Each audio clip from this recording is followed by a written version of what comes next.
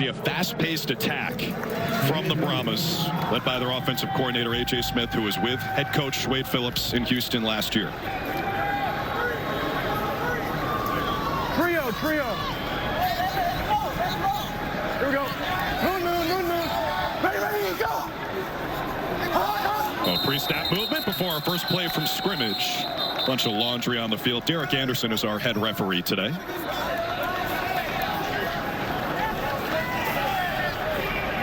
Neutral zone infraction. Number 56, defense. The 5-yard penalty. First down. That's Travis Feeney. Much to the chagrin of Anthony Beck, they're trying to be the more disciplined team today. Mayday, Mark. Thank you. Moon. You see penalties like that early in a big game like this. That's what you see. A.J. Smith dials it up. Garber swings it out. Anthony McFarland, their starting running back, has a first down, and he's past the 45. NASCAR Pirate. And that NASCAR Pirate. Let's go. NASCAR Pirate.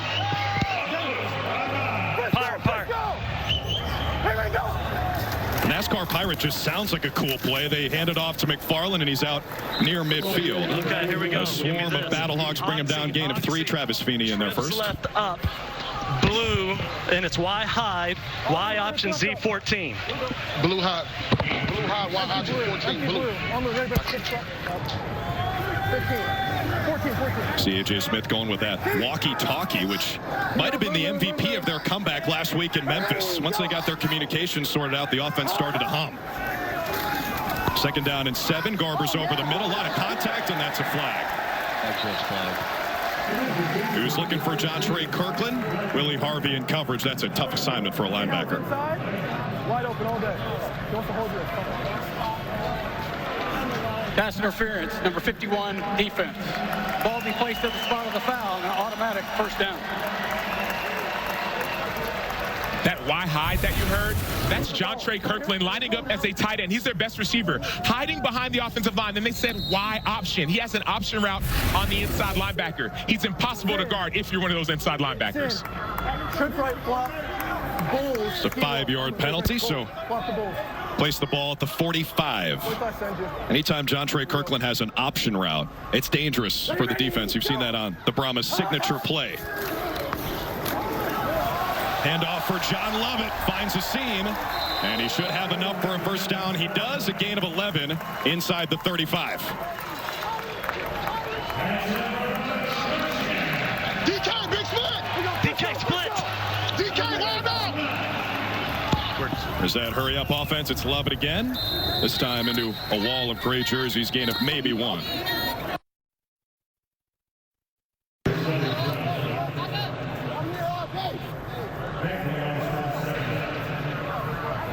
Here we go. Larry to X. I'm ready, break. So that Bulls call we talked about, Cole, you hear that inside zone. Obviously going to be empty as well. It's a screen for Kirkland. Up the sideline, puts the head down, sits up 3rd and short. Third and... You saw A.J. Smith, the offensive coordinator. Here's Donnie Abraham. Stay 11 personnel. 88 for 3. Let's go flex 51. Flex 51. Wide quick, Denver punt.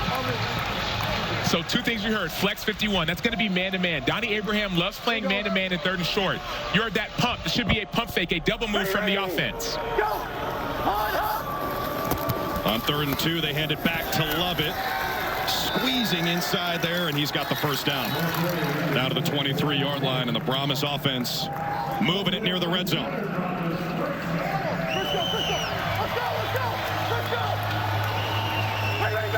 Back to tempo off the first down. They fake it to Lovett. Garbers pumps and throws toward the feet of Alizé Mack. Brings up 2nd down. The pressure was from Carson Wells. Garbers comes in completing almost 74% of his passes. Let's go. Z short motion to trio right, double post mesh. Red F swing, red F swing. Red F swing. I'm ready, break. You get it? Mesh. You hear Chase Garber saying mesh. Alizé Mack. Here we go. Moon. Two of the inside guys are going to be crossing. Running back out of the backfield on a swing route. Garbers feels the heat, steps past Pita. Rolling to his right, and that's not going to count. It's John Lovett, but he was out of bounds. So 3rd and 10 coming after back-to-back incompletions for the guy with the best completion rate in the league. So here's Peter Talmo-Penu. That's his patented move. It's a cross chop. So you see they're playing him a little bit tighter. It didn't work that time, but he feels that pressure Chase Garbers does from the rush. People hate the speed. I think I'm going to hit the spin. That means Peter's thinking about, who knows if he'll do it, thinking about going with this inside move, which is a counter to the outside pass rush. He wants to get off the field and get a breather here, I think. 3rd down and 10. Garbers throws left side. It is caught by Kirkland. It'll bring up 4th down. Field goal. Field goal. Think this is go zone here for San Antonio? Field goal. Field goal. There we go. Come on. That's right, Cole. This will be their first field goal attempt of the season. Ryan Santoso, 6'5", 250, played his college football at Minnesota, playing in his first football game since the preseason of 2022 in the NFL.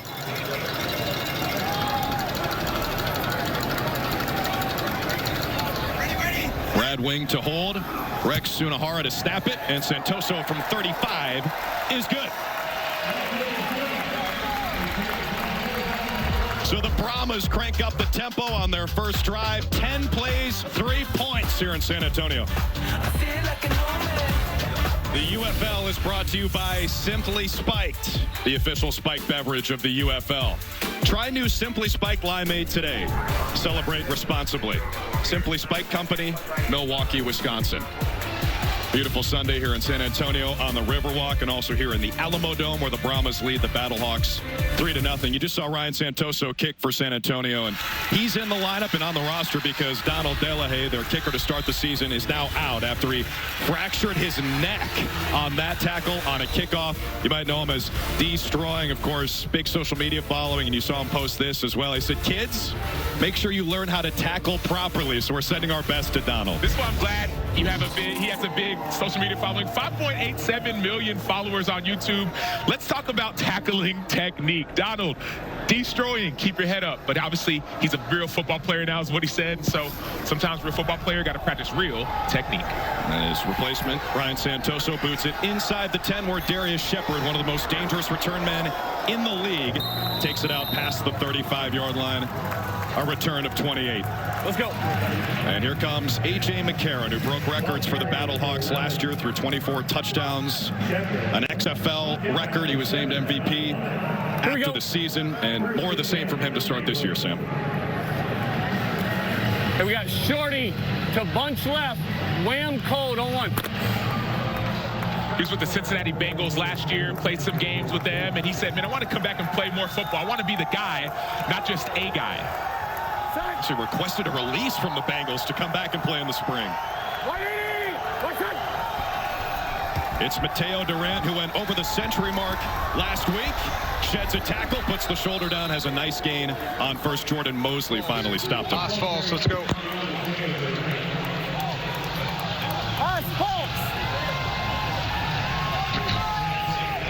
Here we go. Orlando, set. After a gain of 8 on first down, it's a fresh set as Marcel Aitman brings it in. The top receiver in the UFL at this point of the season. Tees Tabor on the tackle. Yeah, he's a big-bodied receiver, 6'4". Spent a lot of the year last year with the Buffalo Bills. Had some injuries going into last season. Now he's fully healthy. We saw it on full display last week. Flank right, son. Boom. Back. 19 truck on 1. That fact that you hear is that F across. You're going to see that motion. They're going to see a move by 84, should be Jake Sutherland, to a crack toss to the left. Good call, Sam. It's Durant. His second carry today around the left side. Swarmed after a gain of just 1 or 2. And it's interesting, you're seeing a lot of the run game. Mateo Durant, you saw Marcel Aitman, but there are other names you need to know. Darius Shepard, he's a key piece for this offense on third down. You see Akeem Butler, 6'6", a huge target, tight end / receiver. And then A.J. McCarron, XFL leader in passing yards. Extremely dangerous offense when they get going. And one guy you didn't see on there is Jacob Sailors, their second string running back today, who didn't suit up last week. 15, 6, 180, what's up?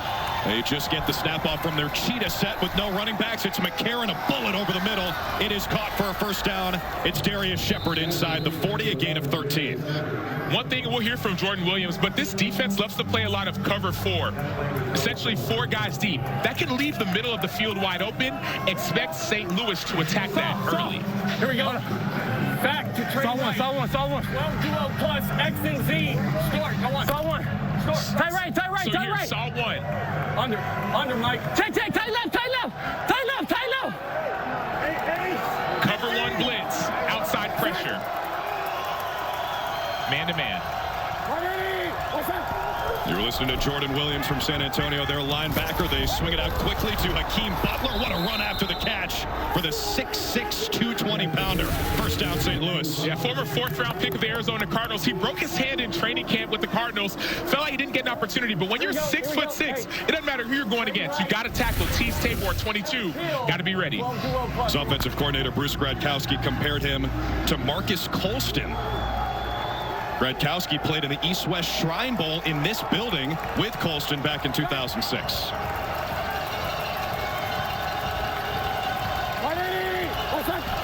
McCarron has started 3 for 3. Hands it off Sailors. And he'll pick up 5 on first down. Come on, man. Don't stutter. Let's go. Play football. Hey, we go pistol. Trey right. F pill. 12 duo pass. 12 duo plus. X lightning. Z go. On 1 right. Tie left.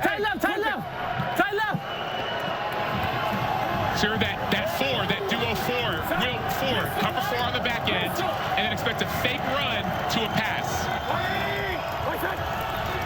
2nd and 6. There it is, the play action. McCarron looking, end zone, lots of contact, and 3 flags fly as he was trying to find Butler.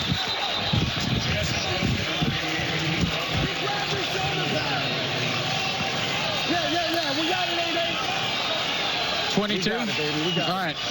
15. Full 15. Yeah. Pass interference. Number 22, defense. The 15-yard penalty, automatic first down. That's Tease Tabor. One thing to know, Akeem Butler is 6'6". Tease Tabor played in the NFL. He's only 6 feet tall. That's a 6-inch difference. That's part 1. Part 2, you're going to see this full-on penalty. He's grabbing him. Hands off.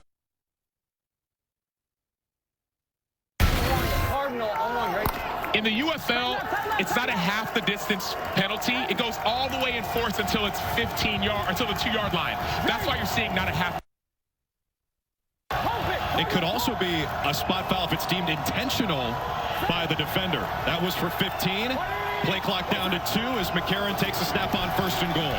Swings it out. Durant, he's going nowhere. Bottled up to Vontae Beckett.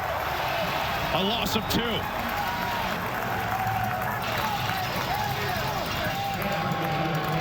Known for his speed, Tavante Beckett is sideline to sideline. Eyes on him.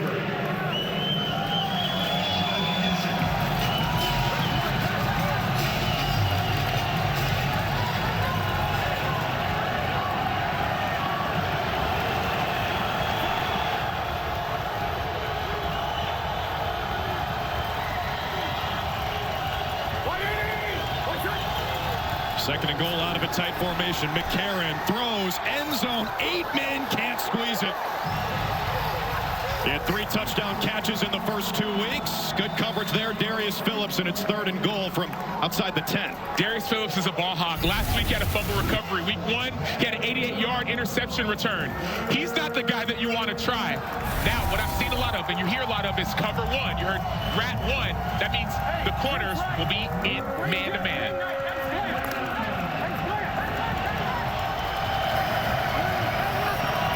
So you hear that X glance. Marcel Aitman at the top of your screen, number 3, should be on a quick inside route. Timeout.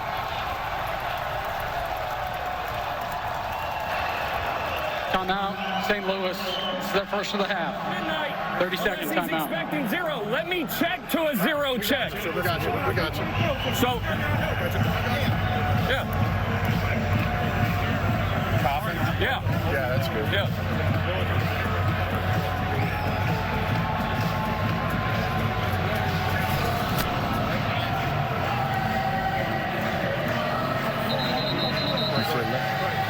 Here we go. Gin left out, 51 coughing.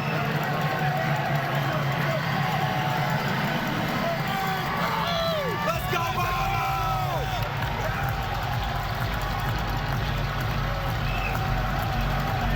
Hey, we got Gin left out, 51 coughing.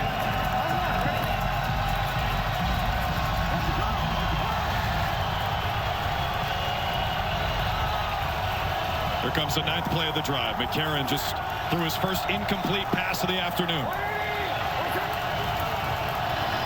On 3rd and goal, McCarron flushed on his feet. Touchdown!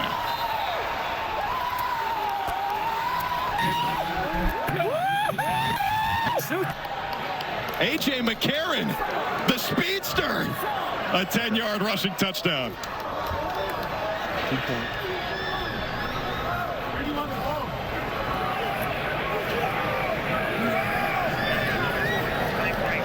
Right here. Hey, hey, looks like Derek, they will that's go a for kicking 2 from ball. the 5. That's a kicking ball.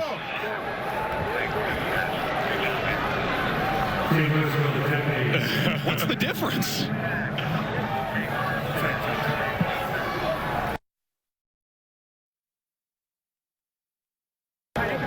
Flank right, Sun. Fat. Tank cold.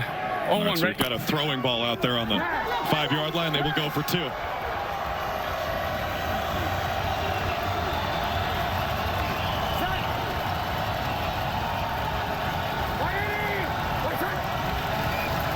McCarron looking left all the way, dumps it down, and Durant can't hang on. He could have walked in for 2, but it stays 6-3 after a 9-play, 64-yard scoring drive. Hey, Ryan, way to go. Excellent job.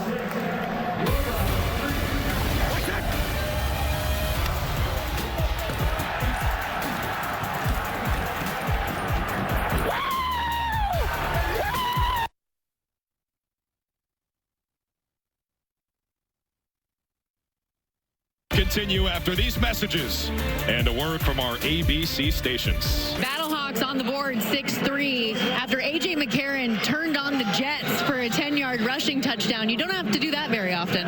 Yeah, but as a crowd tells us right behind us suck. So, no, I mean, listen, I'm just playing ball. I'm just having fun. And whatever happens, happens. I know you guys have not liked the way you have started the last couple of weeks. How important was it for you guys to get points on the board the opening drive? Well, yeah, it's huge. I mean, you know, it takes some pressure off of the defense to have to go out there and rely on another stop since they put up 3 points, you know, the first drive for them. So it's big. It's a great start. Let's just keep it going. What were you thinking when the play broke down? Run as fast as you can, possibly. And then as I got closer, it was just try not to get hit and smoked. But, yeah. Thanks, AJ. Yeah, appreciate it. All right, Stormy McCarron's first rushing touchdown of the season. They lead by 3 as Bryson Aline brings it out toward the 25-yard line. That's where the Brahmas will start. Let's go down to Cole for more of that McCarron rushing touchdown. The emphasis for this Brahmas defensive line down here on the field has been rush lane integrity, not letting A.J. McCarron bust through. And you can see when your quarterback's able to leave the pocket and make you pay for being incorrect with where you do decide to rush the passer, that's going to change how aggressive you can be up front, Sam. And honestly, you're not going to be able to call as many stunts. You're not going to call as many pressures because now you know he's not afraid to tuck the ball and break you down. Correct. And it also changes your mentality as a rusher. You think about a guy like A.J. McCarron. He's not a real mover. All of a sudden he moves. You have to change the way you rush. How does Chase Garbers respond? Hands it to Anthony McFarland to start this drive. And he stood up at the line of scrimmage.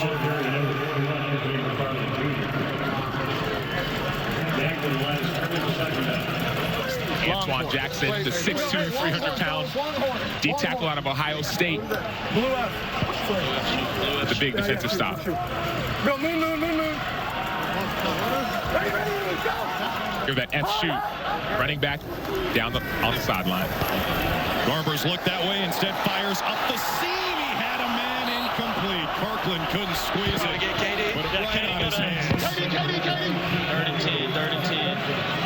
That's the guy who came in leading the league in catches. No, he's saying, Katie, get up. Katie. John Trey waving off a substitution right there. Yeah, he's known for his speed. I talked to his wide receiver coach this week. Talked about, and this guy who coached him when he was in LSU with Jamar Chase and Justin Jefferson. He's speed is what makes him go. Let's go. Everybody go. 3rd and 10. Garbers completed his first 3. He's missed on his last 3. Make it 4. A big collision just inside the 40 when the ball was in the air, but no flag. 4th down. One thing to be aware of, people are booing, saying it should have been a penalty. Each coach is allowed to challenge anything that's called or not called. So if you think it's a penalty, the head coach, Wade Phillips, could actually challenge if he wanted to. Yeah, look at the bottom of the screen there, that red chiclet underneath the timeouts. Both teams. There are different strategies to the challenge. Wade Phillips has said he doesn't want to use it until it's the 4th quarter, maybe less than 5 minutes left, game on the line.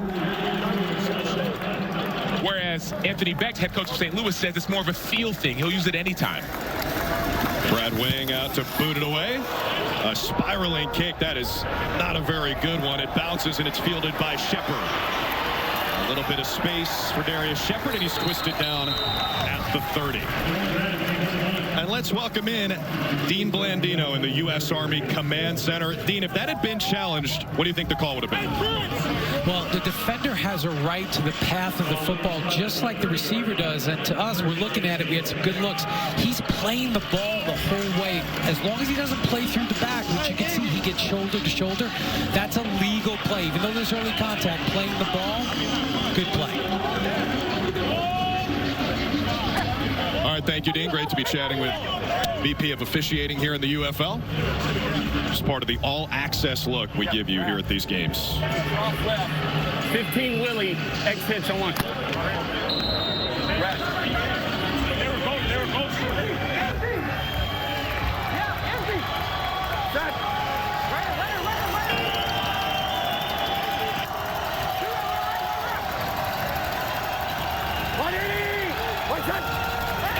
McCarron, after engineering a touchdown drive on the opener, gives to Durant.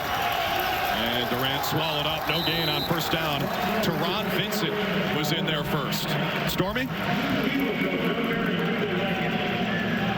Guys, when it comes to the line for this game today, odds makers gave a lot of respect to St. Louis right off the bat, opening them as a 1-point favorite on the road, despite San Antonio being the 2-win team.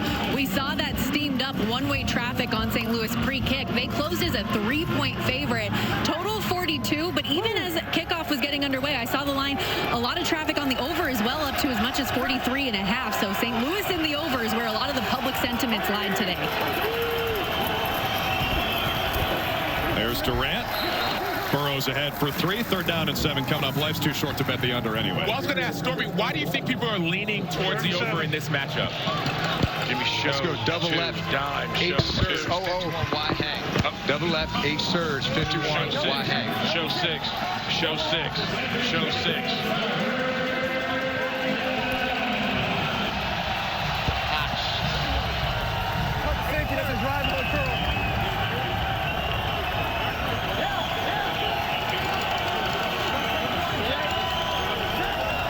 Play clock at 3.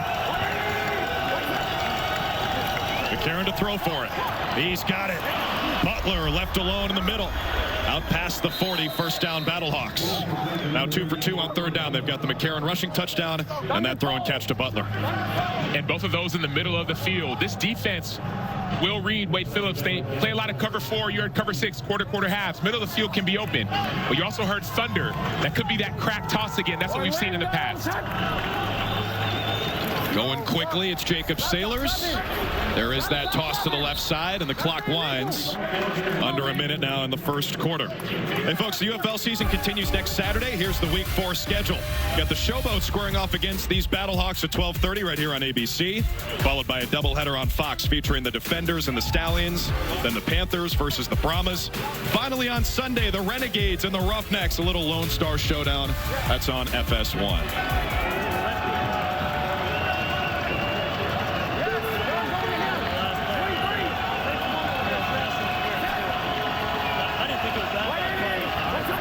Darius Shepard lined up in the backfield. The wide receiver gets the swing pass. He's 2 jerseys in front of him, and he is dropped.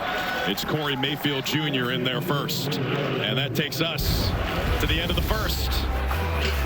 Exactly what we hoped for, exactly what we signed up for. Potent offenses. Stormy says everyone's on the over. Hope they enjoyed that first quarter. 6-3 BattleHawks after 15. I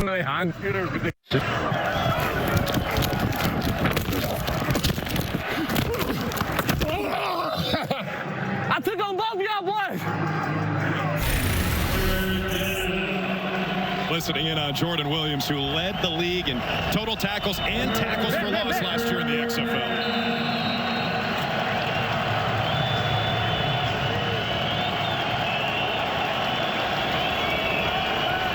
This Brahmas defense looking for their first third down stop today. BattleHawks converted from 10 and from 7. McCarron unloads. He's got another completion, and with forward progress, that's a first down. It's Jamarcus Bradley. Cole, as a defense, when that goes to empty, it spreads out the defensive look. What does that do for an offensive lineman when you're in an empty formation? Well, you know you don't have any help first and foremost, so I think most of your sets are going to be tighter. So you're not going to be as aggressive, maybe getting width or depth on your set. It's going to be probably just like a quick pop-up because you know you have more ground to cover both inside, outside, and up the field. Here we go. A lot of CYA on that one. McCarron 7 of 8 for 45 yards after the play fake. A lot of space for Kimari Averett. First. They go to the 2 tight end set. They hit one of them for 15. And they had saw 1. You heard saw 1 from Jordan Williams. That's cover 1. That means that A.J. Hendy is on the tight end. He sees the tight end blocking. Kamari Averett, he starts to rush. But unfortunately, you have to stay on your work. And so if you're in cover 1, man-to-man, cover your man. All these shoulder pads, run somebody's heads over.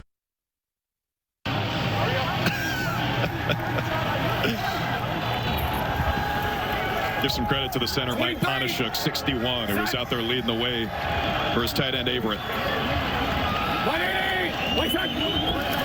BattleHawks moving down the field. It's Butler trying to test that right sideline. He is slung down after a gain of just 1 or 2. Scott Nelson and Jordan Mosley, the 2 safeties, combined for the tackle. I was talking to Hakeem Butler at practice this week. He talked about how much fun he's having just playing football again. Not the politics of it all, not the NFL injury, didn't get an opportunity. He said they traded for DeAndre Hopkins, lost the shot. Now he gets a chance to play and have fun.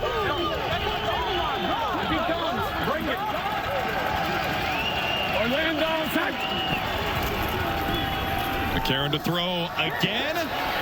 Looking for Butler. He was double teamed. Nelson and Mosley in the vicinity. Brings up third down and 9.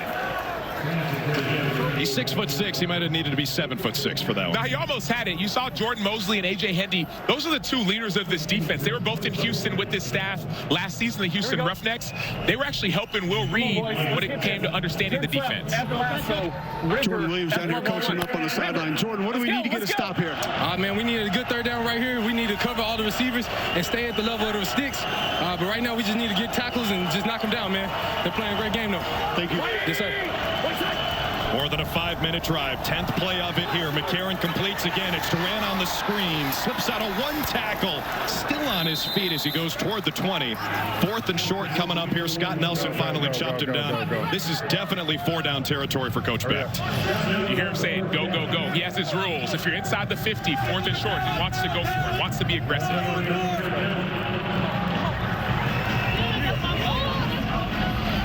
Let's go. Jingle right. X fly. 19. says he's protectively aggressive. That's the term they use to describe their offense.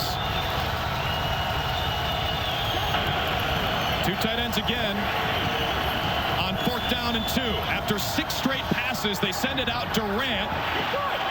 That's going to be close. It should be enough for a 1st down, and it is. You're that 19 call. That's that toss to the left. So we've seen a couple trucks to the left. Now this 19, toss to the left to Mateo Durant. These are oftentimes hard to defend if you're an edge defender. But Cole, when you're one of those pulling offensive linemen, what do you think when you hear a toss call? Well, I want to get out in space, and you got to open up your hips, get that first foot open to get out in space quickly. But Jerry Jones-Smith, left tackle 75, did a nice job just helping out with one of the stop blocks of the receivers. He knows he doesn't have to climb, Acho, because it's only a 2 or 3 yard gain you need. You saw the true line. No measurement necessary. The true line says 1st down, and on 1st down, Butler waltzing in. Touchdown, St. Louis. 20-yard strike. So McCarron runs for 1 and finds Butler for another. The single-season receiving record holder for receiving yards at Iowa State ran a 4.4 at the combine. Akeem Butler's not just big, he's also fast. Yes, sir! Let's go, I'm riding it now. Or Yak to bunch right. Z Delta. Y lows on 1, right? They went for 2 after the first touchdown. They'll do the same here to try to make it 14-3.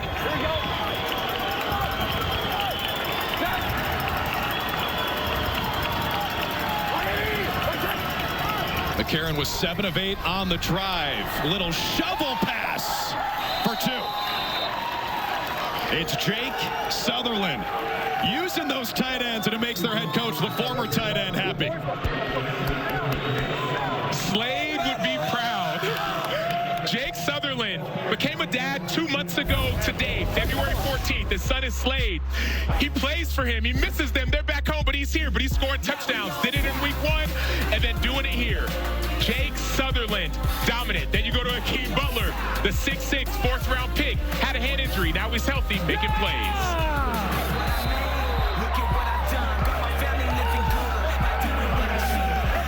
This presentation of the UFL will continue after these messages and a word from our ABC stations.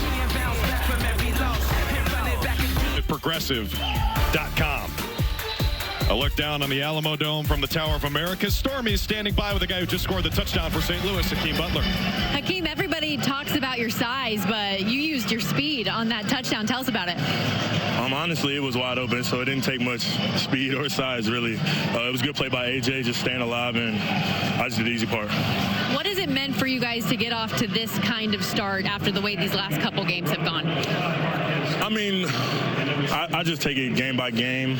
So truthfully, it feels good to get off to this start just because we have been slow in the past weeks, but like we know what we're capable of, and so we never panic, and we know we're going to show up and make plays when it's time. The belief's always there. Thanks, Hakeem. Absolutely. Thank you.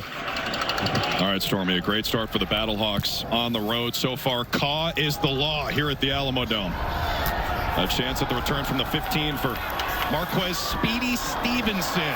Tight roping alongside the 30 and high stepping just past the 35. Cole, that 2-point conversion, pretty special play by McCarron. Oh, watching it down from the field, it's just a hell of a play by AJ. Watch right here, channeling his inner Tony Parker, avoids the defender. He's really just playing point guard. Had the chance to distribute that football early, gets around the defender, then goes to the shovel pass late. And I could tell by his personal reaction, the way he was running off the field, he knew he had just made a special play. And it's not just point guard, Cole. It's also street ball. He does this often. He'll move as if he's going to run to draw defenders in. Then he'll get the ball out of his hands. Oh, so he's going and one tour, a little hot sauce there? Mixtape tour. I just like Kubelik's regional knowledge going Tony Parker as his point guard of choice there. Escalade. You know, I debated Ginobili. It was a tough call. You made the right one. Garber's complete on the first play of a new drive. Cody Latimer, the tight end, who had a fantastic game in that comeback against Memphis last week. Brahmas looking for an answer. Too many BattleHawks in the vicinity. Carson Wells tipped it. You see, Quinterio wanted the pick. The former Seattle Sea Dragon, Willie Harvey, former Iowa State Cyclone, saying, man, I had it too. Sometimes ball get, you say see ball, get ball. Ball in the air is mine. Great job, Carson Wells. I like Willie Harvey on that. Well, I'm with you, Willie. You got to make the play. That ever happened to you, Sam, where someone stole an interception? Your own teammate even? I might have been the Willie Harvey. 3rd down and 5. Garber's complete. It's McFarland out of the backfield. Depends on the spot. It is a first down, San Antonio. Tim Harris forced him out. And Anthony Becht is right on top of the line to gain. We got an injury back at the line of scrimmage. Let's check True Line. So going back to this True Line technology, it's not, there's no chip in the ball. It's just using cameras to check where that ball is spotted compared to where the line to gain is. Injured BattleHawk is Austin Fallu. We will sort it out when we return to San Antonio. But True Line had it short, so let's go back to the U.S. Army Command Center. Dean Blandino, what's going on with the spot here? So True Line kicks in when the officials spot the ball. Initially, they had the ball just short of the line to gain, and then they actually readjusted the spot. So they spotted it on the line to gain, made it a first down, and it is a first down. We were looking at it here during the break, trying to determine where the ball crossed the sideline. So True Line had it just short on the initial spot, but they did readjust it to a first down. All right, thank you, Dean. And all the fans here at the Alamo Dome could hear Dean as well as he was up on the big screen. On 1st and 10, McFarland. Give him 5 out to midfield. Big time tackle on the inside by Callahan O'Reilly. He's stepping in for the injured Mike Rose. They trust his intelligence. Dad played football. Mom played basketball at Arizona State, so he's got it in his genes. St. Louis a little bit short-handed today up front. You saw Fallu go down. He did walk off. Also missing Freedom Akinmaladun. You see some extra TJ Pesafea and Antoine Jackson today. On 2nd and 5. It's Marquez Stevenson, got back up and gained nothing. 3rd down coming. Let's go back down to Stormy. Yeah, guys, and it'll be a big loss if he's unable to come back out here. We don't have an update as of now, but he remains in the tent where things sit right now. To that point, it'd be a big loss, but we saw TJ Pesafea Jr. on that tackle. This dude's extremely talented. He's been searching for an opportunity. Now he's finally getting it. Blue check 14. We're on the right St. Louis already down numbers inside. We're on the right half. Blue check 15. We're going Frisco. Ready, go. Garbers to throw on 3rd down, stands in there and delivers, and it's a first down as Cody Latimer moves the chains. Big hit by Peter Dalmoy-Penu. That's that name that we've been mentioning. Watch this cross chop, his patented move, gets the outside hands. Peter Dalmoy-Penu. It didn't affect the pass, but it affected the quarterback. Quarterbacks think about plays like that. At least from my understanding. Cole, you may have a different opinion on what the quarterbacks feel. No quarterback wants to get hit. Except Favre, maybe Cam. Very few.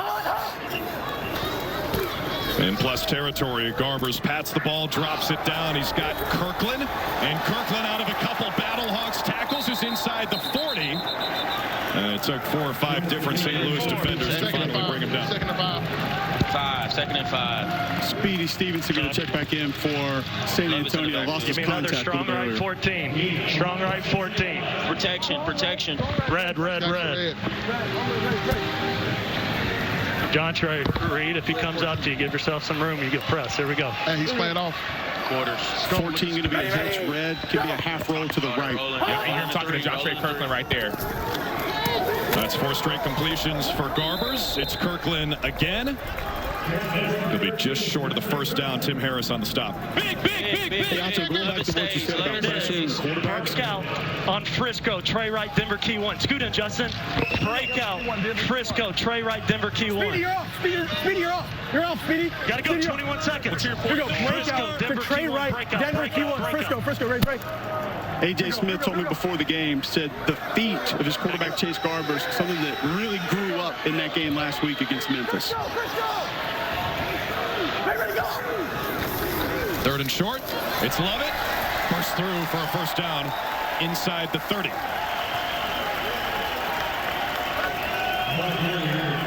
San Antonio 3 for 3 on third down this drive. Well, that's a big block by 74. Derek Kelly, who's now back in the lineup at left tackle, missed last week. Nice movement at the point of attack by the big boy on the left side. He's a huge part of this offense. He missed last week, and the backup gave up a sack last week. Kelly's been outstanding so far. Kelly, the former Florida State Seminole. Now the 10th play of the drive. Garbers has another completion across the field. It's Marquez Speedy Stevenson. He's got his contact back in there. Cole, you know what he needs? One of Brad Wing's visors. He'll protect his eyes. Well, Brad Wing, he'll tell you it's not just swag, that it was medically prescribed to him. So all the other punters in the league that are mad at him, he does have a prescription for it. What about the arm sleeve? Is that also a prescription? Depending on how you're looking at it. Yeah. There's Brad Wing. Big Aussie. Wing did approach new kicker Ryan Santoso before the game and gave him an idea on how to wear his jersey and said, you've come to the right guy if you're asking swag questions. Nice. There's Garbers using the feet, as Cole mentioned, and he dives down to set up another third and short. You know, Garbers the all-time leader at Cal for quarterback rushing yards and touchdowns, so he's been mobile his whole career. It's a good read. That's just a hell of a play by Peter right there. I mean, he bites inside Acho, but then finds his way all the way back out into the flat to be able to make that tackle. Yeah, the job is quarterback to cutback, and so you're a quarterback player if you're Peter Taumoepenu. Got to check the cutback first. Let's go. Let's go. I'm ready. Go. Go. Go. Hey, Frisco. Ready to go. Third down in the red zone. Stevenson, I think he's got it. Important spot. Cameron Kelly on the tackle. So it looks like it's man-to-man. So you see Cam Kelly playing it from the inside out. That's the right play by Cam Kelly. This may have been a better play by Speedy Stevenson. Let's check true line. First down.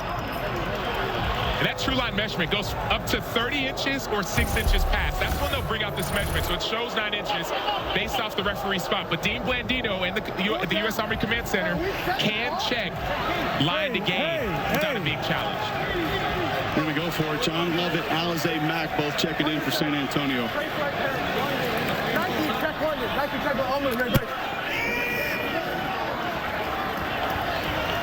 Wade Phillips' team will go for it. St. Louis offense humming. Brahmas looking for an answer.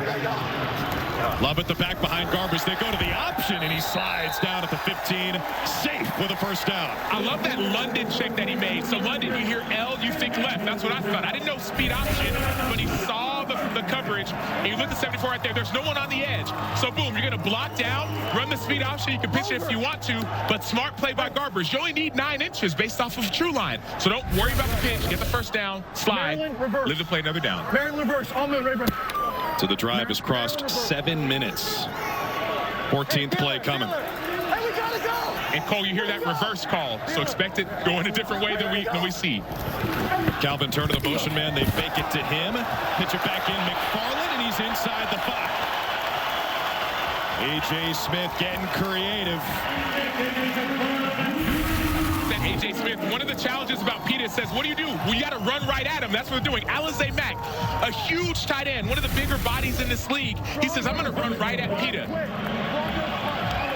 Those are different ways to try and affect pass rushers. You either double team them, you chip them, slide the protection, get him frustrated, run right at him.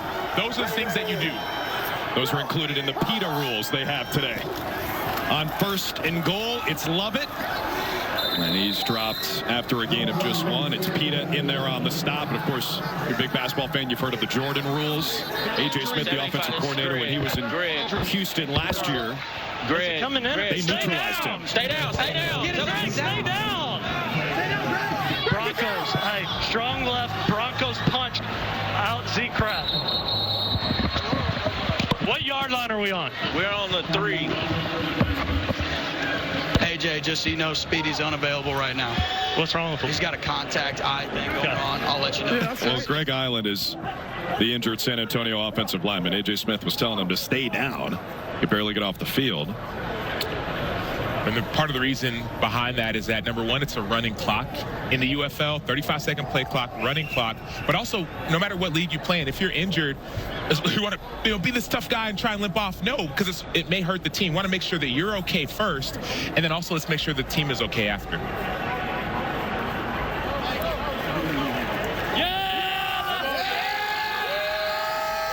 This year's NFL Draft is in Detroit, April 25th, 26th, and 27th. We've got every pick once again on ESPN, along with our usual expert analysis. It's also available on NFL Network. And as always, ABC's coverage focuses on the prospect's journey to the draft. So Chuck Filianga checks in at right tackle for Ireland. Remember, he started at left tackle last week when Derek Kelly was out. Strong left, Broncos, punch outs, Z-crack, Almond, ready, break. So, Cole, we've talked about this offense. That Broncos is usually an inside zone, but you heard punch out and see crack. You heard different types of plays. I wonder if they may have a run-pass option on this one. The Broncos going to be zone play, but you can tag different ways to block it. It's Lovett, up the gut, stopped. First one in there, Kobe Smith. Why would you tag it a different way? To your point, Cole, why would it be tagged a different way? Well, I've heard A.J. Smith do this multiple times. Last year, they would insert the tight end a lot. They had Owens at tight end last year, big number 21. They put him inside. That time he had the tight end coming in kind of a split zone look, just to steal eyes of defenders. And depending on what look you're getting, trying to give different looks to block it different ways. All right, Cole, we hit the 2-minute warning. 17th play of the drive coming for the Brahmas. Let's take a look at today's game flow, brought to you by Progressive. I smell one here, Donnie. It's brewing. I smell a pick, fumble. Something's going to go our way here on defense. I feel it. Oh! Ah! God! Go ahead, 2-6. Hey, courses! Let's go, hey, let's go. Get the And that was at the beginning of what now has been a 17-play drive. The drive started with over 10 minutes left. Now you just heard Denver, Y arc. So to Cole's point, all right, it's going to be an inside zone. Y, Alizé Mack is going to arc out. Should affect the outside linebacker. The marathon drive ends here as Lovett goes airborne for 6.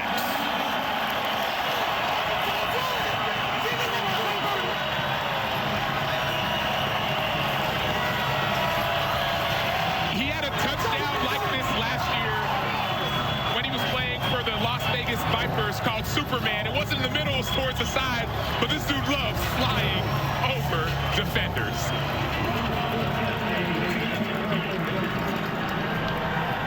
San Antonio will go for 2 from the 5 to make this a 3-point game. Trio left bunch. You see him? Yes, gold, XTD, H-fade, all moon, ready, break, gold.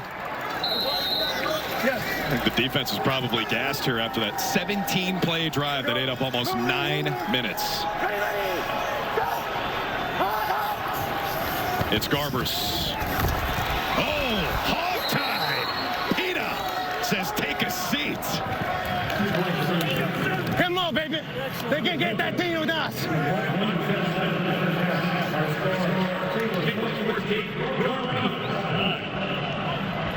So inside zone, you heard Denver, Y arc. Okay, it's a different look. It's that inside zone. Great job by the former Baylor Bear, John Lovett, bigger back.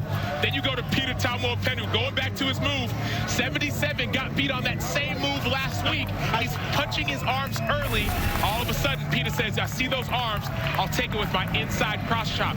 Didn't get the sack in the series of the drive, but he kept the offense from scoring 2 points. Those 2 points can be critical when it comes to better storming and also when it comes to winning the game.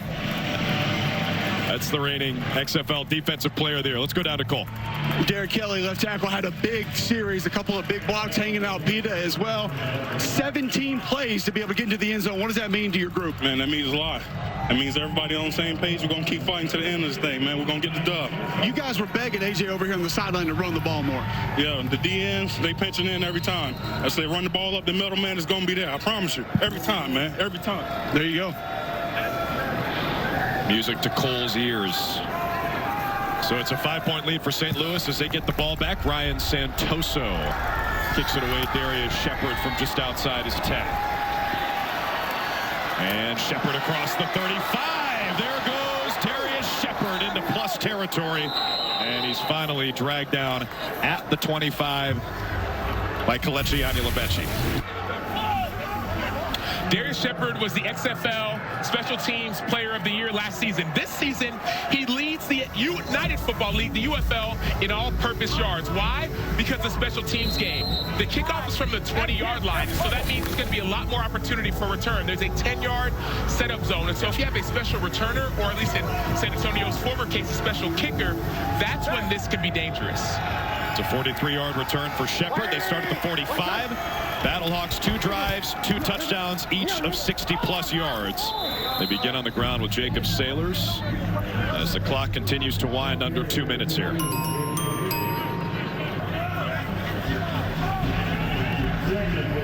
They're slowing down their pace for a reason. They know they want to keep this ball in their hands.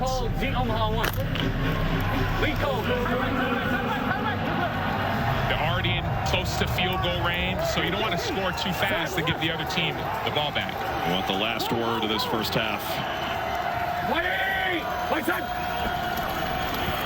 Give it right back to Sailors, getting his shot this week on the active roster. Slips down with a gain of 2. Here we go. No need to rush.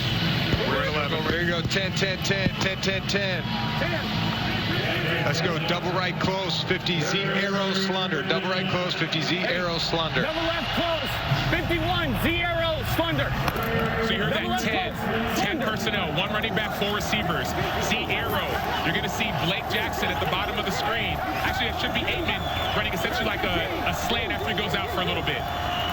And then an under route should be from the inside. BattleHawks 3 of 4 on 3rd down.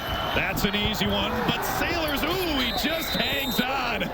That was dicey. Bobbled that thing all the way down to the 26-yard line. So inside 2 minutes, the clock will stop on the out of bounds. He had Marcel Aitman on the under. He had Sailors out of the backfield as well. He had a lot of different options. Smart play, getting the ball to the sideline so Sailors can get out of bounds. Don't have to use one of those timeouts. Clock rules are different inside of 2 minutes. Inside of 2 minutes. Dean Blandino confirms that's a good catch by Sailors.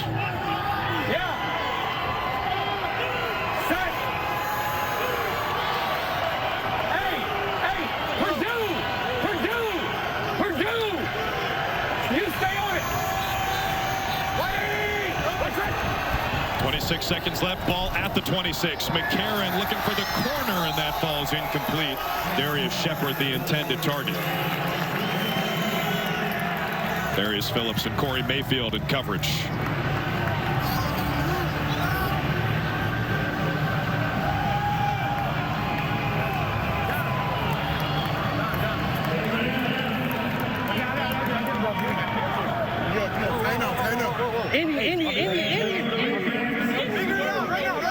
Then left tail, 51 Compton. Hurry up! Tight left! Ringo! Play clock at 3, and McCarron has to cut a timeout. Let's go! Doesn't really hurt you there. St. Louis. Hey, chill. Relax. Good point.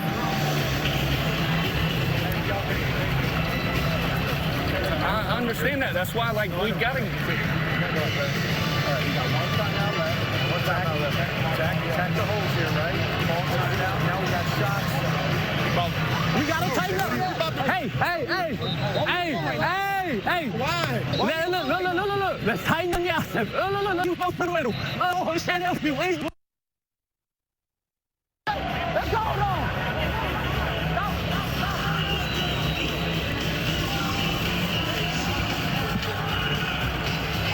Intense huddles on both sides. That's what it's all about. Right. Green jet, wide cheese. We'll start with Lance, and then I'll give you something. Hold on. That's what it's all about. Tighten up. Whatever it's called, we're going to play that. But going to that cheese route, wide cheese. Hakeem Butler is going to run short. They're going to have Darius Phillips run about 10 yards or 12 yards behind him.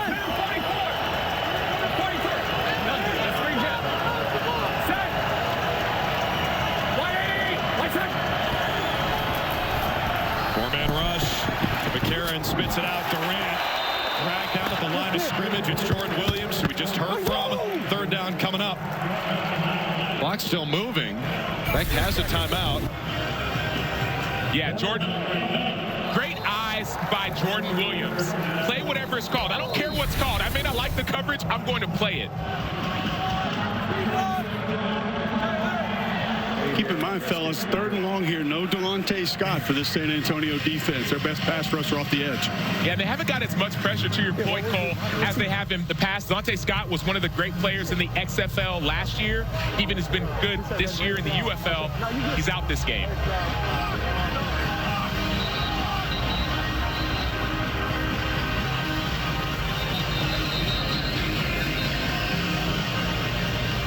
They'll bring Andre Schmidt out. He was the hero last week with a couple of field goals down the stretch against Arlington. And the former Syracuse kicker has a 44-yarder.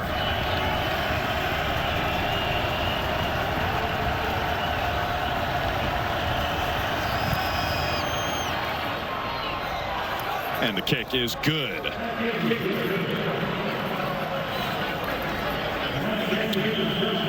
Big time kick by Andre Schmidt, but this game is felt a little bit off, if you will. St. Louis is starting fast. We haven't seen them do that. The team that we usually seen have the great offense in San Antonio hasn't found their rhythm yet. And so St. Louis is bringing the energy. That's what they hoped when they talked about it in practice this week, of saying we got to treat this as a championship game. Whereas San Antonio is going in the locker room saying we have to find answers to slow down this offense. Yeah, 3 drives and 3 scores for the BattleHawks. Here's tonight's Sunday night baseball matchup, the series finale. A great rivalry between Fernando Tatis Jr. and the Padres, Shohei Ohtani and the Dodgers. Rubber match, 7 Eastern, ESPN Deportes, and ESPN Radio. Our coverage begins at 6 Eastern, 3 Pacific with baseball tonight, Sunday night countdown. Cause the loss so far here in the 2-1-0. 17-9, St. Louis over San Antonio. The offense has been potent. A.J. McCarron dealing to Hakeem Butler. They take an 8-point lead to recess. The best of the best is coming together. There's no more what ifs. We're all one league now. Let's go. Ready to shut it off. I'm number 1 in the building. Electric first half. St. Louis leads San Antonio 17-9 as we start the 3rd quarter here at the Alamo Dome. Drew Carter, Sam Macho, Cole Kubelik, Stormy Bonatoni, our entire crew here with you in San Antonio as we check out today's first half stats. Brought to you by Progressive. About the MVP, A.J. McCarron. 2 total touchdowns, including a rushing touchdown, showing off the wheels. We're seeing A.J. McCarron and this offense finally come together, have a first half, but I'm sure they want to finish it strong. They have not been able to put a full 4 quarters together. That's what they're looking to do today. Let's listen in to the San Antonio locker room as they try to come back.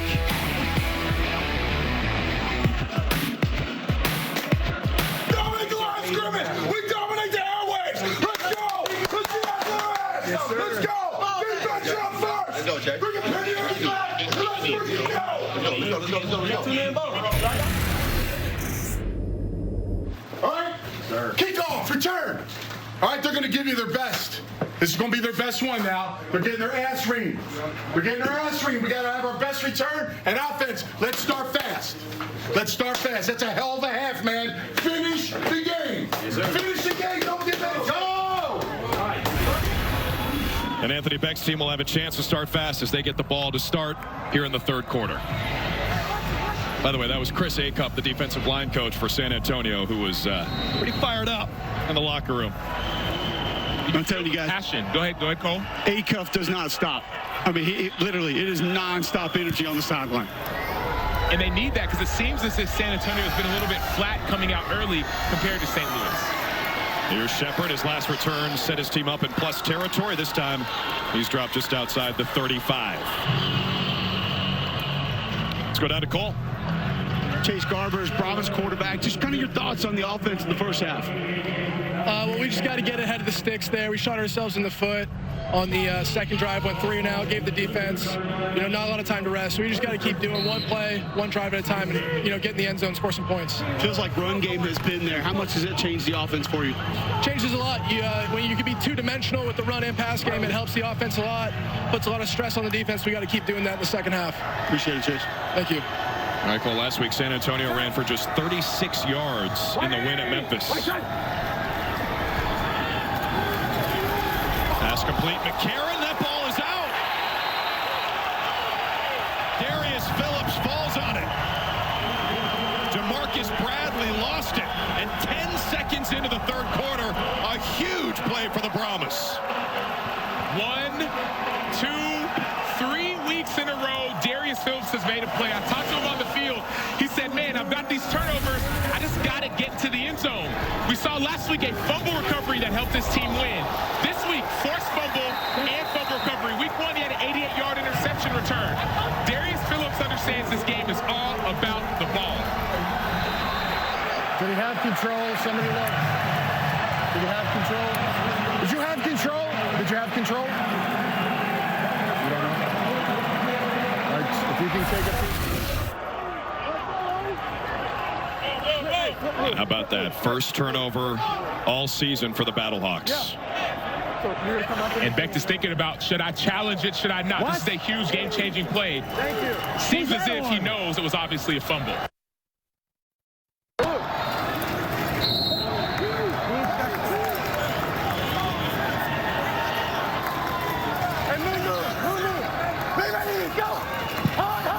So after the turnover on the first play of scrimmage in the third quarter, Garbers cuts it loose, left side, incomplete.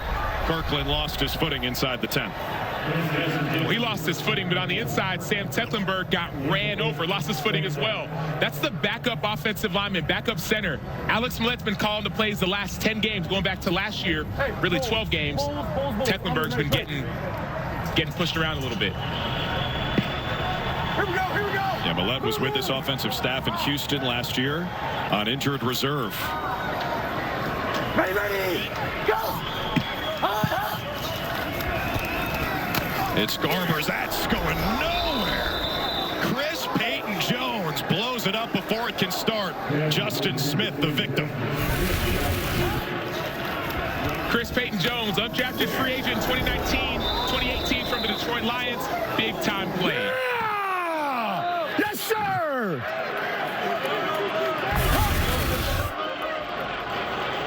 He spent 2 years with the Arizona Cardinals. Training camp in 2022 with the Raiders. We gotta go, Frisco! Big-time NFL experience.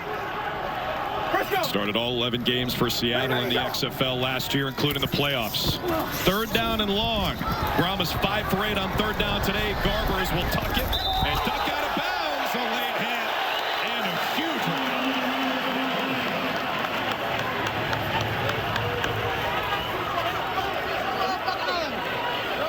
It'll be Travis Feeney, and that's a costly penalty for the BattleHawks.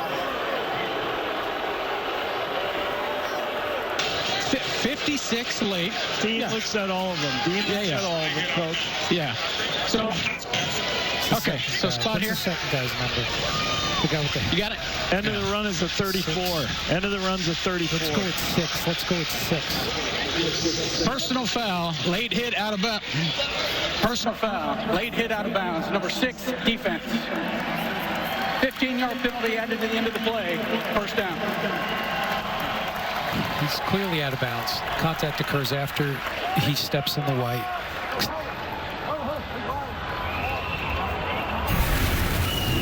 Ready, go!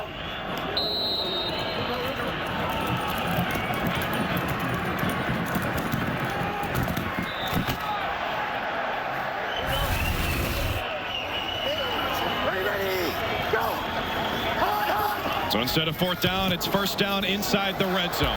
McFarland takes a big collision and brings it inside the 15, Callahan O'Reilly. Last week, San Antonio, we saw them have a couple late penalties, unsportsmanlike conduct. St. Louis wanted to try to bring that out of San Antonio, but sometimes you don't know where to draw that line. Obviously, you're way past that line. You're out of bounds. You cannot make a penalty like that, no matter how aggressive you want to be. Silver, almost ready, break. That was a strategy for these BattleHawks coming in, Acho, and I've talked to a couple members of the San Antonio staff that have said, we have some professional expletive talkers on this football team.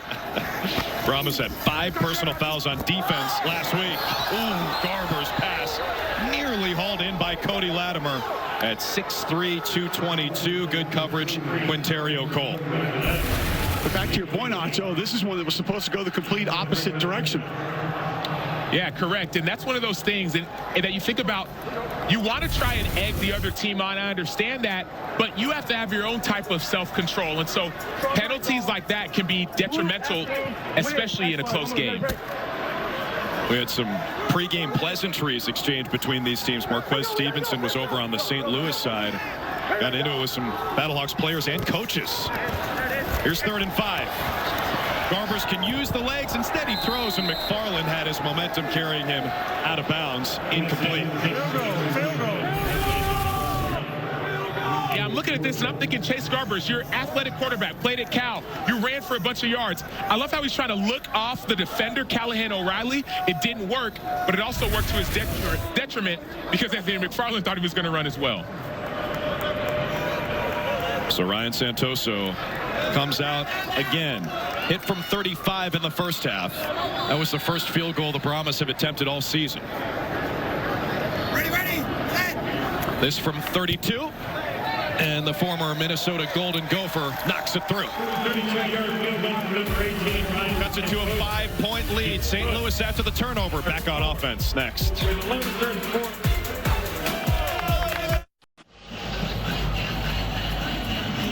All right, welcome back to the Alamo Dome, where San Antonio just hit another field goal courtesy of Ryan Santoso to cut the lead to 17-12 for St. Louis. And Ryan Santoso is an interesting guy, not only because it's his first UFL game, but also, Sam, he's more than just a kicker, right? Well, he's in class right now at Liberty University. He wants to become a pilot. Why a pilot, you ask? Well, his granddad built fighter jets when he was younger. He said he was on a flight with his wife one day thinking, man, what am I going to do after football? She said, what about fly? He said, I love it. And so he's actually taking classes right now at Liberty, and he's taking pilot classes to go and become a pilot. They live in Nashville now. He's doing those classes online. Ryan said he's had to stay ready. His first football game since the NFL preseason of 2022. Here comes Darius Shepard.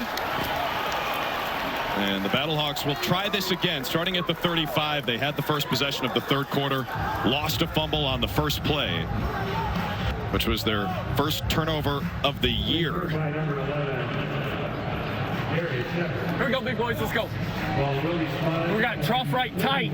Lead cold. Z smoke on. Yeah, we can. And do patch. All right.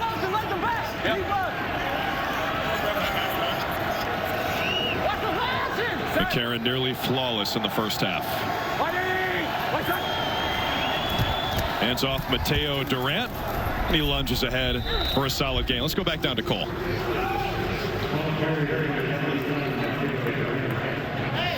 Love that run by Mateo Durant. Why do I love that? Because this offense, you think about those big receivers, they're sticking to the run game, keeps the defense off balance. Right. 50 X stick Chevy on one.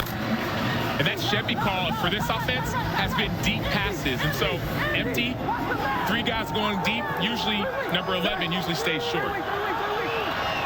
Cover 3 weak, 3 deep. McCarron rolling to his right. He's got a man wide open. And he takes the first down with his legs.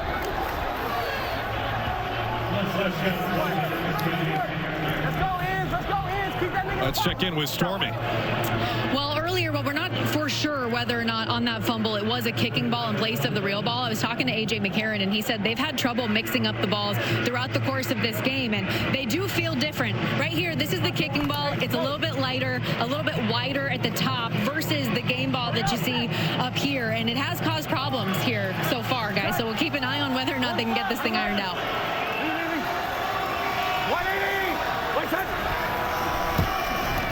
Fresh set, McCarron using the legs again. He's already run for a touchdown today, and he slides down to the 45. And to your point, Stormy, the kickers, the specialists, have their own set of balls that they use to kick or to punt.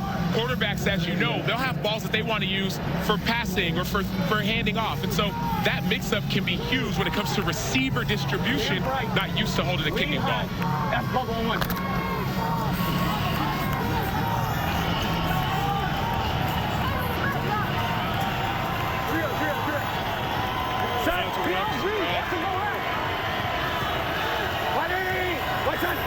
McCarron is their leading rusher with 23 yards. He gives it back to Sailors, and he should have enough for a first down. Let's try that again. Speaking of kicking, let's go down to Cole. All right, Brahmas kicker Ryan Santoso, first professional game since 2021. Just first off, how does it feel? Yeah, it feels great. It feels good to be running out on the field, hitting some field goals, and just being out here with the guys again, being in the locker room. It's an awesome community. There's nothing better than football. I walked into a great situation with these guys as pro specialists, and it's just been a lot of fun so far. Working on your pilot's license right now, taking classes at Liberty. You have an assignment due tomorrow. Yeah. Has that been a bit of a distraction? No. I try to manage my time pretty well. I've been doing homework before practice, after practice, but obviously this comes first right now, so I'll make sure that assignment gets in. All right, so working on your pilot's license, how judgmental are you on commercial flights? No, not at all. Hey, they know way more than I do. I am just at the very beginning, and I'm admiring them. So. All right, we've had a little bit of an issue, not from you now, but apparently some kicking balls have accidentally made their way in during regular game action. No, just give us your description. How different is a kicker's ball? Yeah, I think us and quarterbacks are like the exact opposite in how we want our footballs. We want ours as big and smooth. Quarterbacks like you work those things over good, right? Yeah, no doubt. Thanks a lot, Ryan. Appreciate it. Good stuff, Cole. 2nd and 10, McCarron. The pass is complete. It's Shepard, who is shifty. He makes a 3rd down and 4 as Jordan Mosley makes a stop. And talking to some of the coaches here on the sideline too, guys, A.J. McCarron is extremely particular about the way that he gets his footballs ready for the week. It'll take 5-6 hours to get it just the exact feel that he wants each week.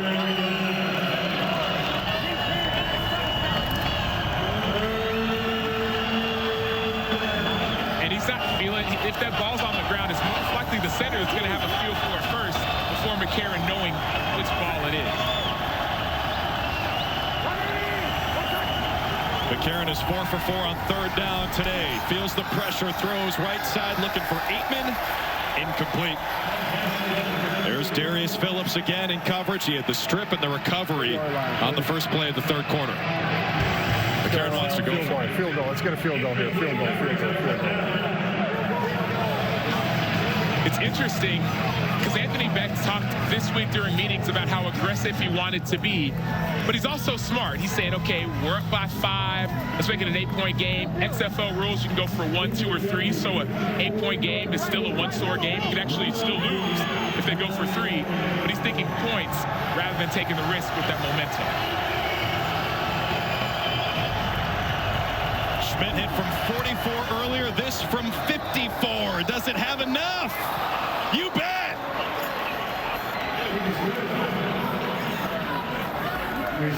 Andre Schmidt stays perfect today, and the lead is back to 8.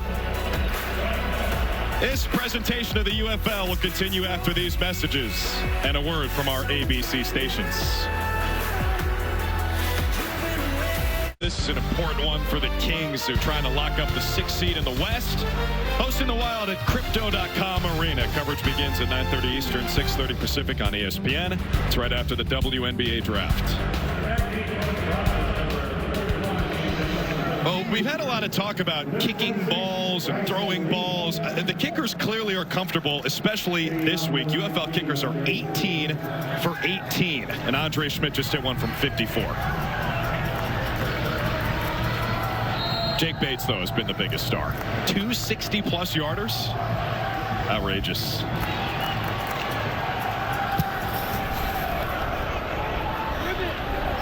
This kick ends up around the 10, where it's returned by Bryson Aline. And Aline steps out of a tackle and gets crunched at the 35. A 22-yard return. And A.J. Smith's offense back out there trailing by 8. Denver, Scare, Aloha, Amun, ready, break. AJ told me right before the ball was kicked there, he wants to go with an RPO here, depending on the look, whether or not it'll stay on. Looks like a run-friendly box right here, Acho. Correct, and to corroborate that, he said, you heard that Denver, so that's that inside zone, and there was other RPO action off of it. McFarland testing the right side, stays on his feet, and down near the 40-yard line. Second and 4. Okay, here we go. Longhorn. I know. Longhorn.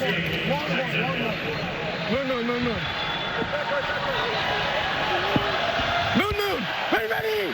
Go. Hey, all the way right. Rip it. 51. Here we go. Hot. Garber stands, delivers, complete. Into plus territory, it's Justin Smith. We know they can throw. They'd love to get that run game going. Just 36 yards last week in the win at Memphis. Here's the first down.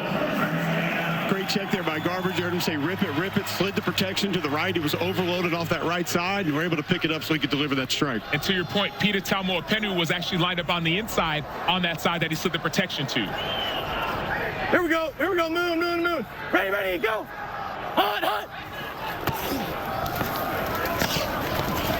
It's McFarland on first down. Stormy, what do you got? How you guys feeling about a plus 6.5 on the Brahmas here live right now? Remember, they were only a 1 to 3 point dog to start the game, getting 6.5 points now and driving. We know how explosive this Brahmas team can be, the potential that they have. Last week at the end of the game, that's when that offense came alive. Do you think that they can keep working their way down the field and cover that number? I think they can. He said all he needs is 2 minutes. They're an explosive offense.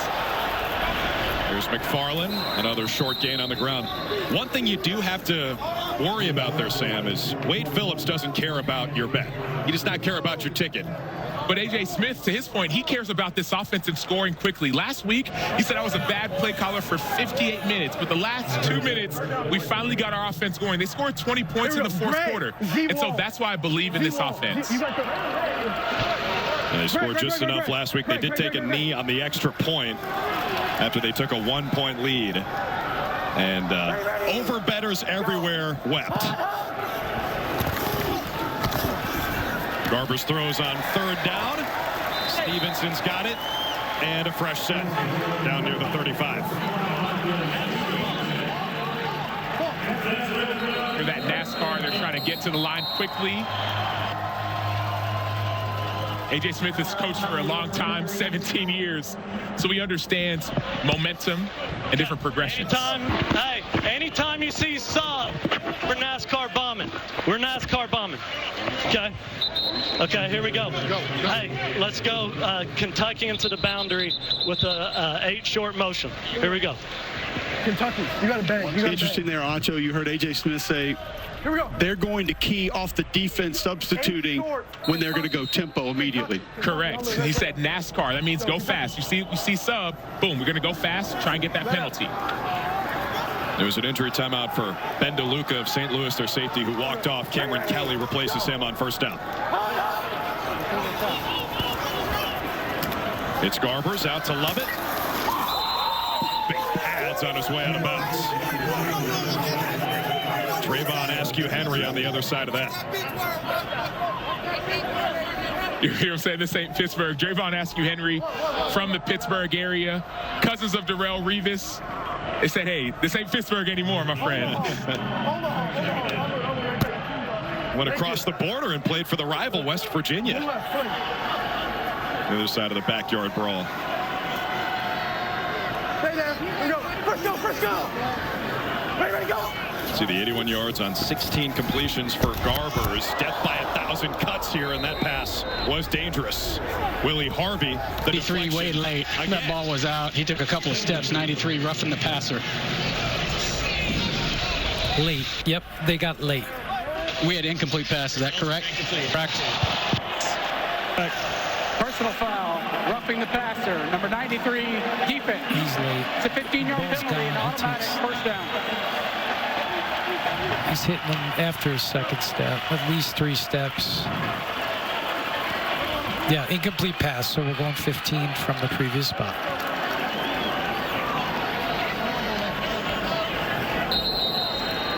That's TJ Pesafea with that penalty. That's the second costly penalty for the St. Louis BattleHawks defense. We heard this week, I heard at practice, heard in the meetings, Anthony Beck said, I want to try and get San Antonio to get more penalties. Let's try and push that line. Sometimes as a player, you don't know where that line is.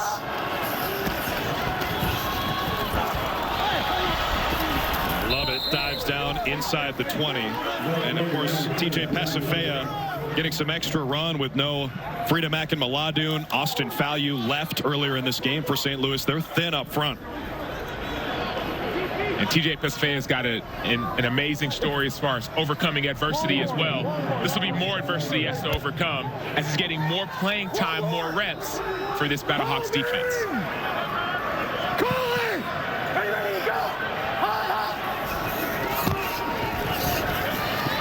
Garber's complete.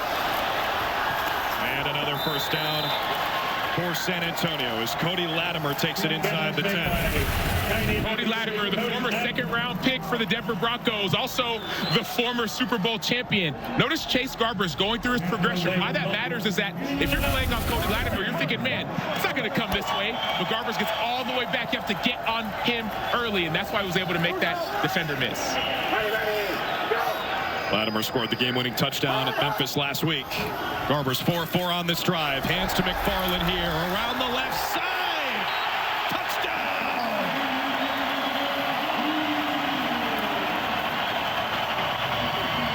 The former Pittsburgh Steeler. Fourth-round pick for Pittsburgh in 2020. He started last season as the lead kickoff returner for the team, but he's also great out of the backfield. Receiving back, running back, kickoff returner. Anthony McFarland can do it all.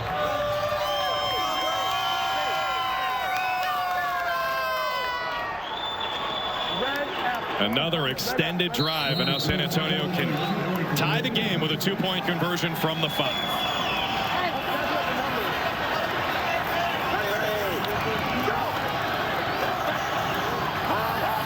Empty set for Garbers. Throwing end zone. Broken up. Quinterio Cole makes a nice play to preserve the BattleHawks 2-point lead. He was trying to find Justin Smith.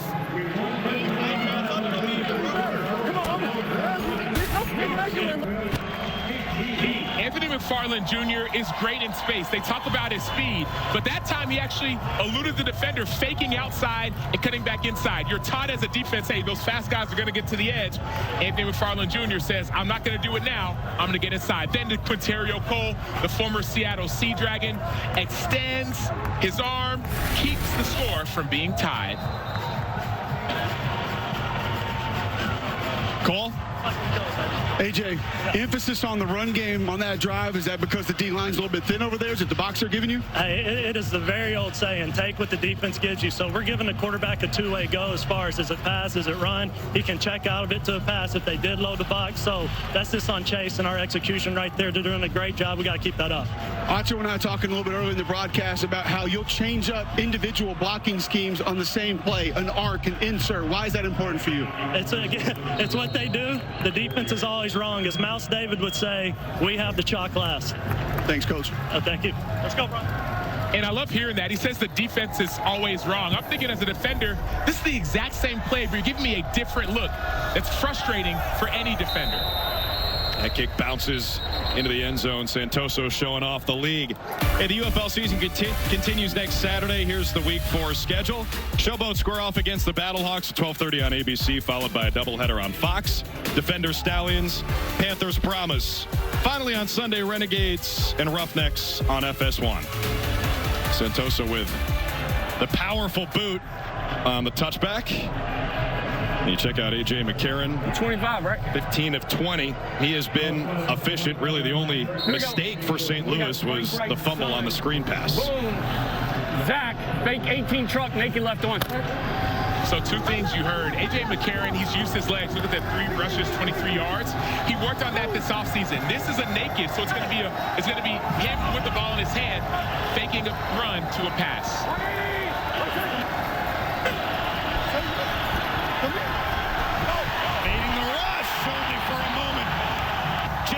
Sykes twists him down, and the Alamo Dome is rocking. So when when you hear naked, that means no one is going to be protecting you as a quarterback. Sykes slides down the line, takes a great angle, hands up, and is able to get the sack.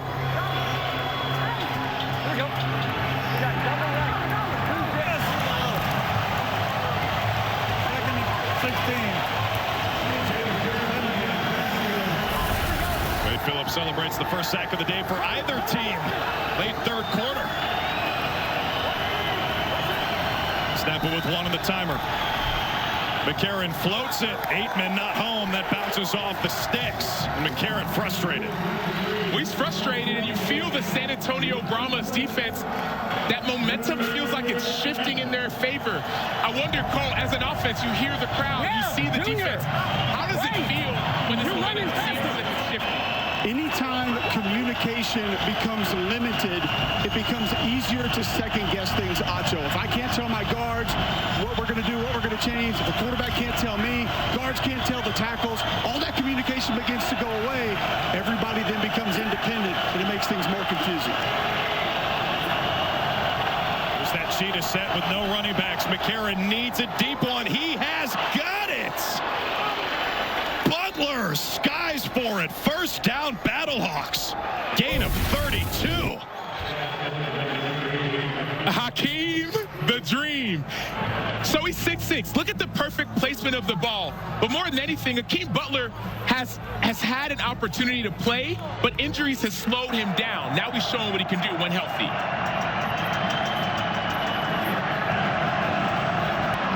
He catch that? Third and forever, they get it.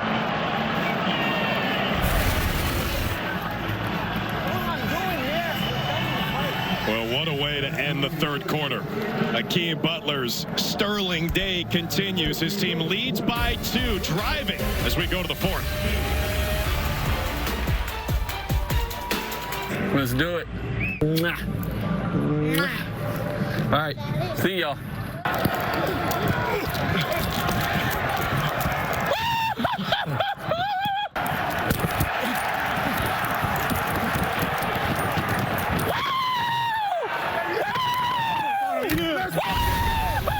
A.J. McCarron got the best pregame speech possible from his family. You see wife Catherine. They've got 3 sons, and so far so good for A.J. McCarron as the BattleHawks lead by 2 as we start the 4th.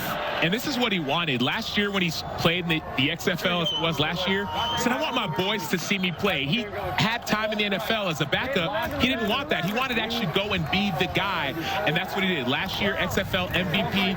This year, one of the passing leaders in the league.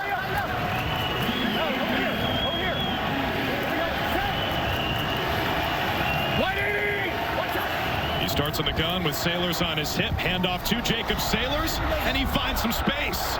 Sailors inside the 25. A big burst for the running back from East Tennessee State. Give him 25. Look at this hole in the middle. So shout out to Panashuk. You see Steven Gonzalez, 74, making a hole. He was not touched until he was about 10 yards through the line of scrimmage. So defensive line has to be stronger. But that interior, those middle 3, are paving the way for this running game. Coach Beck said Sailors has a chip on his shoulder after he was scratched last week. McCarron fakes it to him. Dumps it down, tight end Jake Sutherland, shot down. It's A.J. Hendy. And Corey Mayfield in there on the stop. Jake Sutherland was the highest graded offensive player after week 1. Didn't get a lot of targets, but he's a focus for this offense when it counts. Outside, Bell right. 51. X-stick Chevy on. You're that Chevy, so expect deep balls.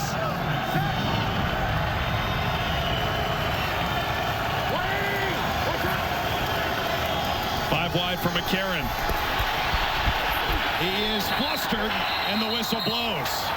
It will be a sack. Jalen Dalton will get credit for it.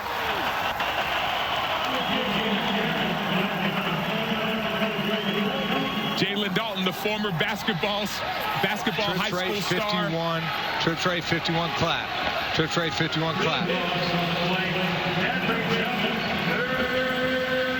mean, he had to stick, man. We just got to take. Hey, field goal alert, Gino. Field goal.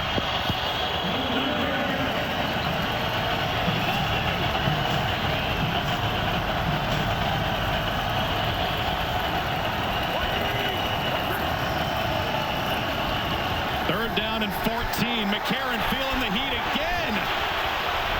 Was he in front of the line of scrimmage? Doesn't matter. Pass incomplete.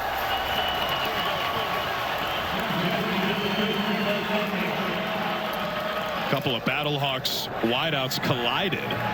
Interesting, you go 51, your protection, back-to-back plays. That's 5-man protection up front. 2 consecutive plays when you've had your quarterback pressured the last couple series. So what is that? So you hear 51 or maybe 52. What does that 2 mean? I know 5-0. What does that 51 mean when it comes to protection? Yeah, the 1 doesn't mean anything. 50 protection is what we would be concerned about at that point. That's just going to mean 5-man protection. We have no help from the back or tight end. That's why you're seeing some of the pressure coming from the front guys. Wade Phillips loves one-on-ones. That's what we're getting. Andre Schmidt, perfect so far. This from 46 for a 5-point lead. Schmidt, don't stink. 23-18.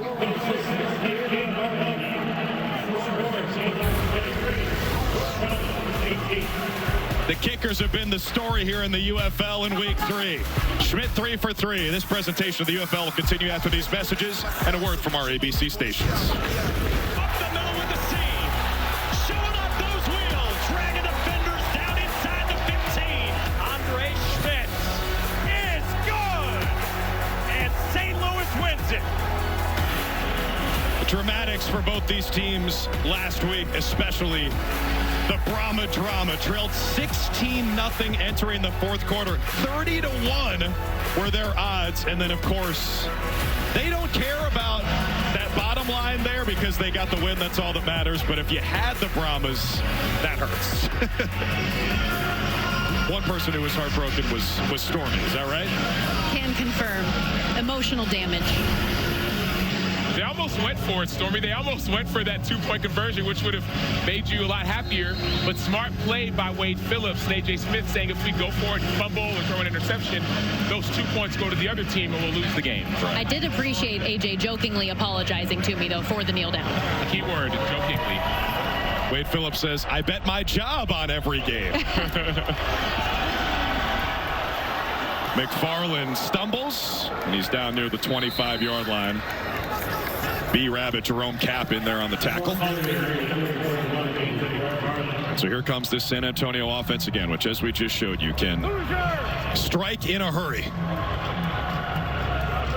And it feels to me, and Cole, you may feel the same way as well, this offense needs to get Jontre Kirkland.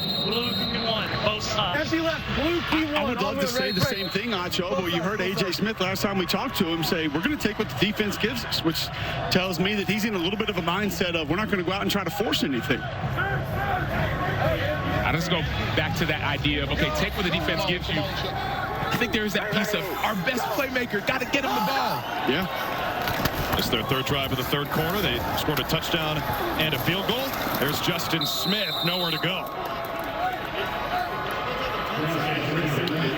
We're seeing Peter Talmo-Apenu. The game plan for San Antonio has been effective. He hasn't had too many sacks, too many pressures. What we're seeing is they're running at him. They're screening him. We haven't seen too many draws. But eventually, fourth quarter, that's the money time for pass rushers. Pete is going to get a one-on-one. He has to win. After they lost one on first down, another short pass, 3rd and long coming up. Speaking of Peter, let's listen in.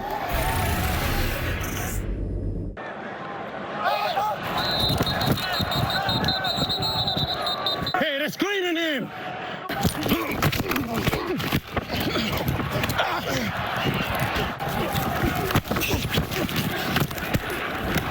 Yeah! Let's go! High end! Hey, let's go red. Party, red. And that's what we're seeing. We're seeing the protection being slid his way, so it's harder to get to the quarterback. Throw away from him on that one. Well, on 3rd and long, they throw it in the backfield, and that's going to come up well short. Bryson Ali never had a chance. And on 4th down, inside their own 30, Brahmas have to punt. They have to punt or they may punt. Remember, we've seen a fake field goal from this team where their punter, Brad Wing, threw a touchdown pass to Alex Millette. So this may be a punt. It's probably wise to punt. You're at your own 29-yard line. We've seen crazier things happen. Well, his favorite target, Alex Millette, is on injured reserve, the center. with a knee issue, so Wing boots it away. Shepard runs underneath it. He's got a head of steam, and he's got some space around the left side. What do you got, Brad Wing? Makes a big hit, and look at the punter with the tackle on Shepard just inside the 40.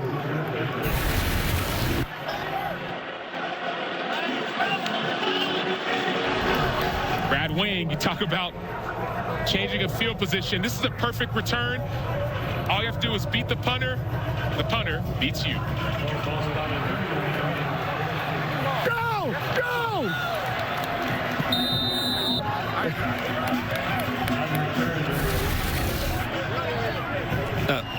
Sam, even though Brad Wing is a big punter, you still got to give someone a hard time if they get tackled by the punter, right? This is true. This is true. Now it is a field position game, and we're seeing Darius Shepard, the 3-time FCS national champion, making the small plays, the field position plays. Hadn't had too many receptions, but he's the one who's flipping the field for this offense. The former North Dakota State Bison. 180! Wait, time! They start with great field position. It's Mateo Durant, over 100 yards last week, the only player in the UFL this season with a 100-yard game. And that's enough for a first down as Durant lost his lid.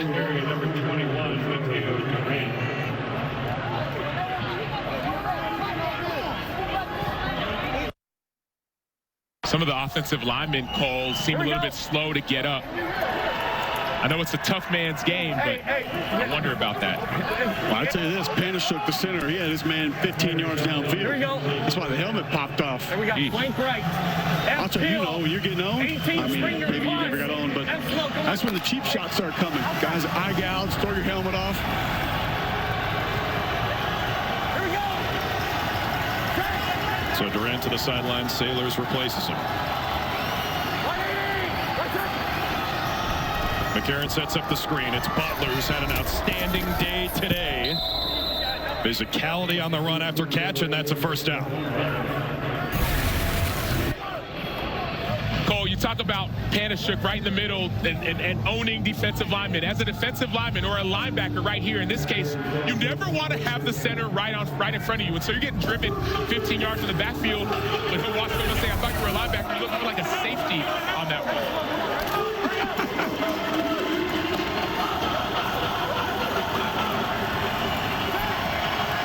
Butler with 6 catches for 87 yards, brings him into the red zone. It's Sailors around the left edge. Sailors finds a hole and walks in. Touchdown, BattleHawks. 19-yard sprint. Jacob Sailors, his first touchdown of the season. Where do you want the ball? What hash? 2 points. 2. What do you want? Middle. 2 points. Middle.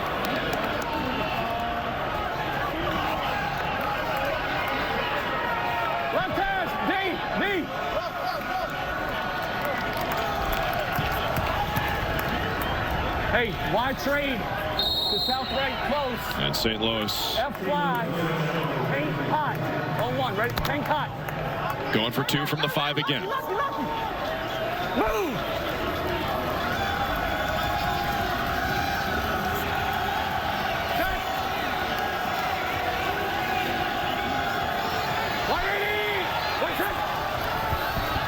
McCarron to throw for it. Again, he checks it down, and again, they get the 2. So give Sailors the octopus. He scores the touchdown and gets the 2-point conversion.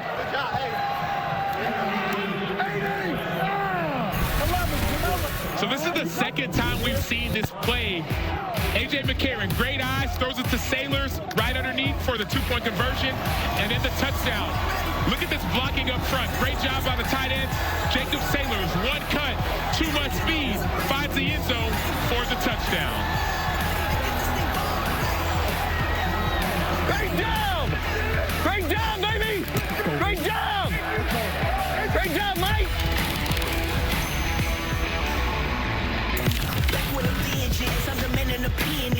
31-18, BattleHawks on top here in San Antonio. Most recent touchdown touchdown scored by this guy right here, Jacob Sailors, and you were inactive a week ago. How motivated were you today?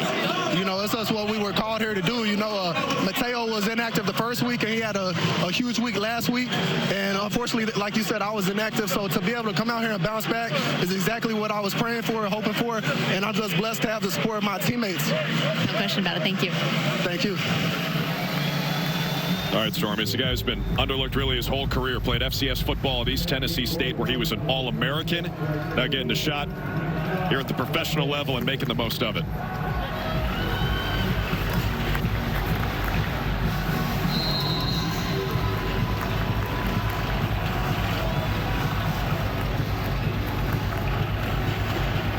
So BattleHawks with his 2-score lead, but here in the UFL, anything can happen. Just watch the Brahmas game from last week and you'll find out. Here's Marquez Stevenson. Speedy out to the 40. Could have lost a cleat or something. Let's bring in Dean Blandino in the U.S. Army Command Center. Hey, Dean, what are you looking at from that touchdown run for Sailors? Yeah, we're looking at the blocking because you're wondering, okay, would San Antonio challenge something like offensive holding? And there was one block that was close, but it's not just the hands. It's going to be on the left side of the screen. You're looking at hand placement. You're also looking at feet and body position. He does have his hands outside the frame, but he's got good body position, and then he's going to throw his hands up, with which a lot of time mean, hey, I'm not doing anything, so it does get your attention.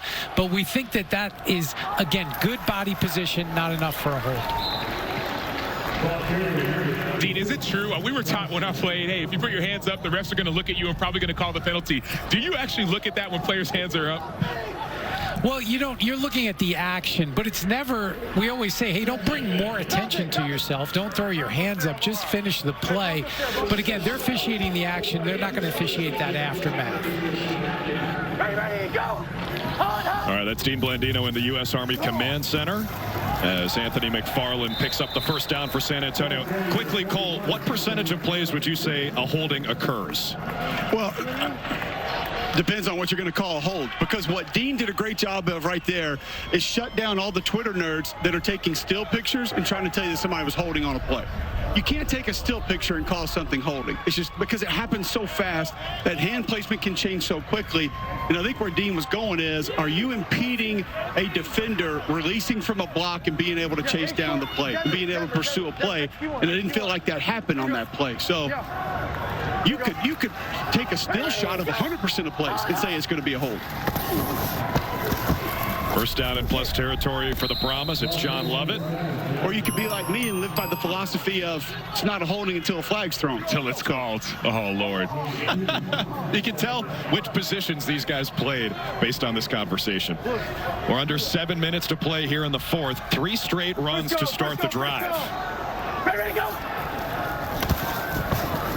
Garbers finally throws, and he completes as he usually does. There's John Trey Kirkland. You guys were talking about getting him involved. And to your point, Drew, you said that this is still a 2-score game. We've seen this exact San Antonio Brahmas team come down from behind. They're not rushing. You get a score in the fourth quarter. You're allowed to go for 4th and 12 after you score if you're losing. First go! Here we go! Garbers just went over 100 yards for the day. On his 21st completion, a lean slips and falls. Is J-Love out? Oh, he's to your left. Are you good? Go. Here it is. Give me this. Strong right, 14 X pump. Strong right, 14 X pump. Strong right, 14 X pump. You got it, John Trey? Give me a heads up. X pump, X pump. Here we go. Ready, go! Love it back in the game. Garbers throws. It is complete. And again, it's the tight end, Cody Latimer.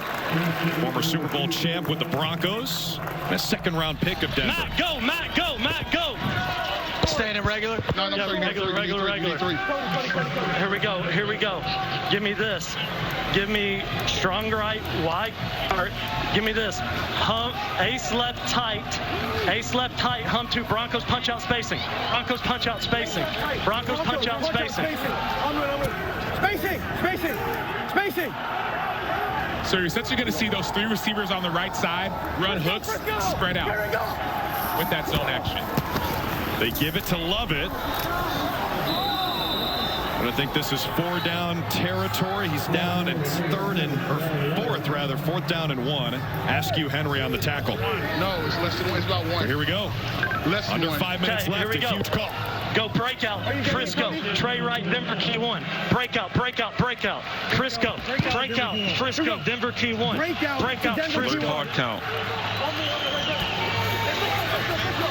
Sneak. Come back, Frisco. Here we go. There we go. 1 for 1 on 4th down today. Lovett makes it 2 for 2.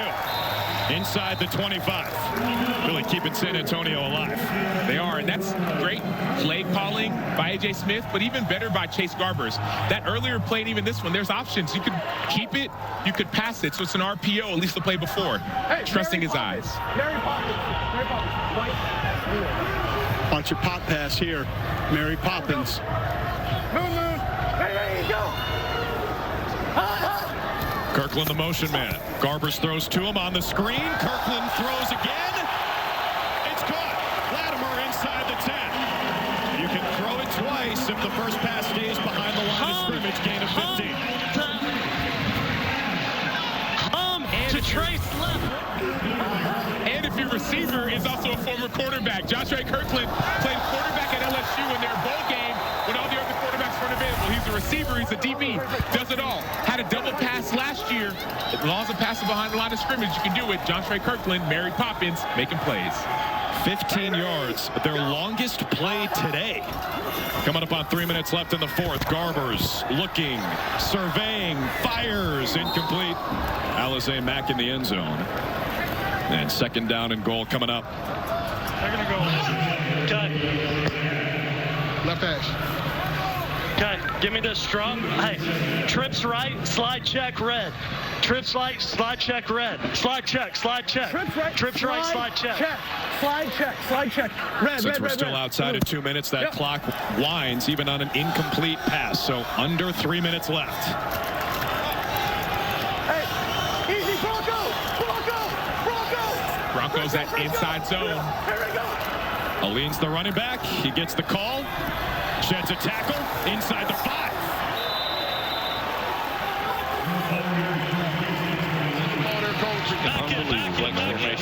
Here we go.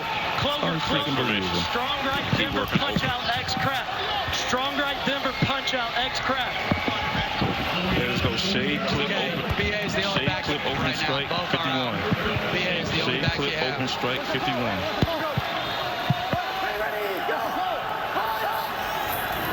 Third and goal. Garbers floats it. Max got it. Touchdown, San Antonio. And we could be in store for some more Brahma drama here at the Alamo Dome. Trusting your quarterback. Could have had the inside zone. Instead, he kept it and he threw it to Alizé Mack. This feels eerily similar to last week. Down by a little bit. No offense. You're finally getting it going now. I don't know if they got it. Yeah, they do now. Brown attack. I'm in the gun. Brown attack. Yeah, another long drive for San Antonio. That one 12 plays, 60 yards and 6:15. They will try for the 1. Set it up. Kirkland denied. So the lead remains 7 for St. Louis's Cameron Kelly. Remember, playing in place of Ben DeLuca, comes up big. Big time stop by Cam Kelly. You see Joshua Kirkland, your best receiver, but he's not the biggest guy. And so Cam Kelly gets inside and gets the huge stop. But then what got them even in that position? RPO. Could have kept it. You didn't. You see Alizé Mack coming across with this man-to-man defense. Hard to defend. Great job fading away by Chase Garbers, using his legs in a subtle way.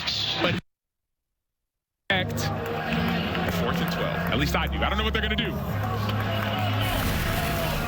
I think you do, Sam. Yeah, they got 3 timeouts, so that's true. So the rule is, after a successful score, you can either choose to do an onside kick, or you can go for 4th and 12 from your own 28-yard line.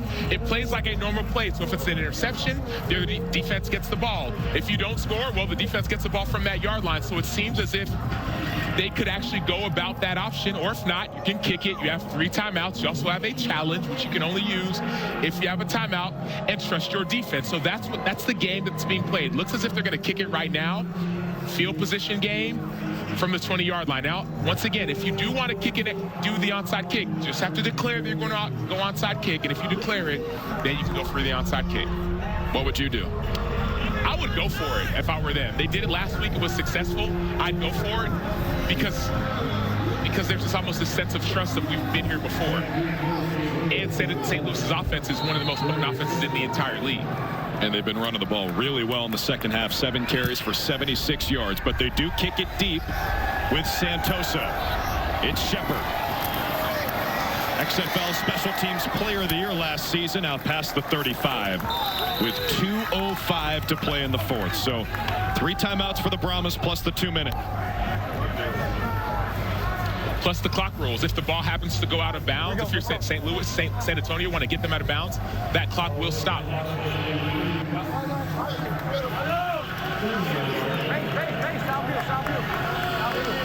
Coach, why the decision to kick off there? What? The decision to kick off and not go for the 4th down. 3 timeouts. There you go, fellas. Wade Phillips keeps it simple.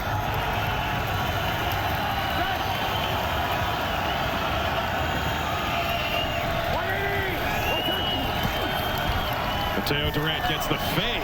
BattleHawks throw, and it is complete for a short gain. Kimari Averin takes us to the 2-minute. This presentation of the UFL will continue after these messages and a word from our ABC stations. Their first time out of the second half. So 2:01 to play. Dean Blandino in the U.S. Army Command Center. What are you looking at? So we're looking to see if the timeout was taken with time remaining. Obviously, San Antonio wanted a timeout at the end of the play.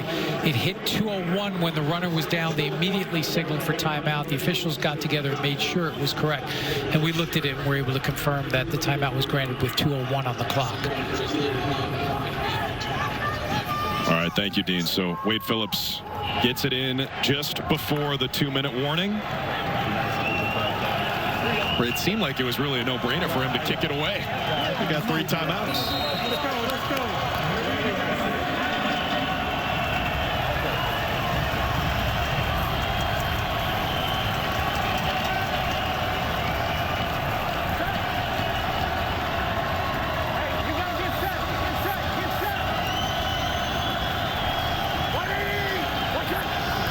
They threw it on first down, run it on second down, and Durant stood up right away.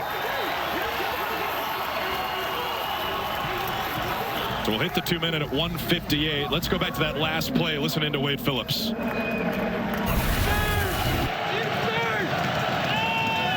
Get him. Oh, timeout. No, never mind. I got it. Did I get it? I got it before. I love that's experience, the quickness and how fast he was able to call that timeout. Of course, you're aware of it, but his breadth of coaching experience has you know, oh no, they didn't get. Oh, we got it. Timeout. That could be a game-changing decision.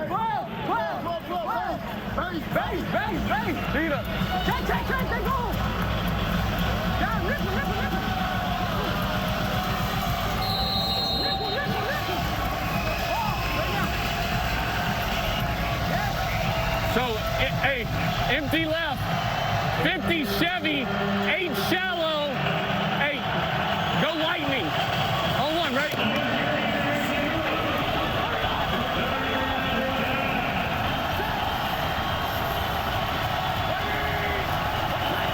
They just get the snap off in the empty set on 3rd down. McCarron floats it, nobody home.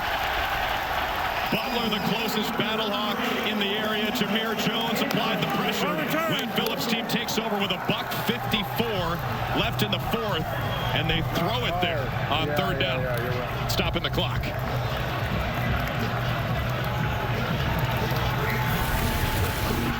So Wade Phillips and Will Reed, defensive coordinator, says we got to bring all our pressure, go man-to-man with no safety help. You see that. A.J. Hendy, great job covering Akeem Butler. That decision, not just to call that timeout, but the decision to kick the ball from the 20-yard line, 3 timeouts, trust your defense, ended up proving pivotal. Now you have almost 2 minutes left with a timeout and a challenge favor San Antonio. So it's Sterling Hofrichter out there for the first time today. Barely got it off. That might have been deflected. It takes a BattleHawks bounce and dies just outside the 20.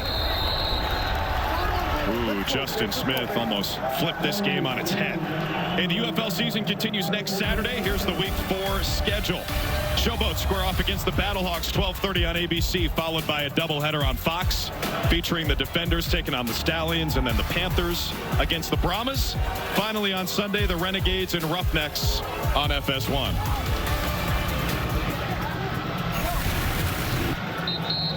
So when you're on the punt team, your hands have to be low and late, the punt block team. Justin Smith got through free, but notice, see how high his hands are? No, you want to run through the block point. You do not want to jump. Run through and put your hands out low and late at the block point of the punter. That could have been a game changer, but it wasn't because of little technique. Ended up as just a 37-yard kick. So here we go. Brahmas trying to do it again. That clock's going to wind as Cody Latimer did not get out of bounds. This is the time where Peter Taumopenu or even Travis Feeney have to get after the quarterback. Three-man rush, it doesn't matter. Find a way to win. Keep in mind, folks, both teams with their challenge. Just a three-man rush. Garber is incomplete. Just his second incompletion of the fourth quarter. Now 8 for 10. You want to do that, Coach? Yeah. Regular. Go. J-Love. J-Love. Nowhere to be found. He's right there. Here we go. Strong right, Denver slip. Strong right, Denver slip. Strong right, Denver slip. Denver slip. You're slipping across. Okay. So you're fake a punch out and lead for me. So there it is. You hear it. You're slipping across. So it's going to be that inside zone. Looks like Chase Gabber is going to keep it, and Cody Latimer is going to block for him. They give it to Aline at the 30-yard line. It's fourth down, and the clock's moving. Chris Garrett on the tackle, and the Brahmas take their second timeout.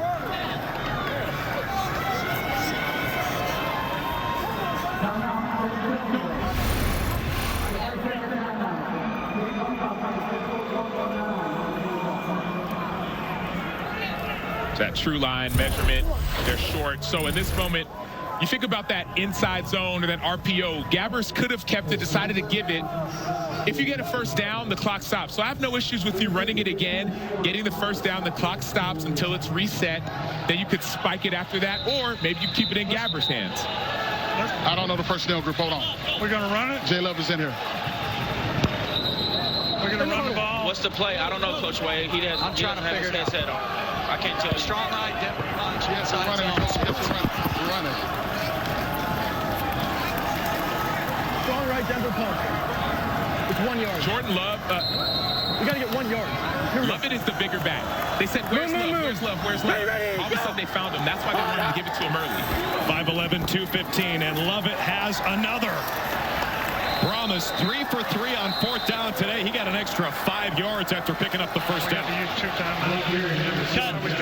Timeout. Yeah, you still got one left, Coach. That's our final timeout, Coach. No, it's not. We got You just said final timeout. Stay next to us, Bat. We're out of timeouts. All right, here we go. All right, that's all right. You good, Cody? Got 105 to 35. Okay. Empty right, blue, divide, X out. Here we go. You surprised they took the timeout after the first down? A little surprised, but not because of the timeout sake, more of the challenge sake. This San Antonio Brahmas team has used their challenges extremely effectively. We saw it in week 1 where they challenged a penalty that ended up being about a 25-yard in their favor.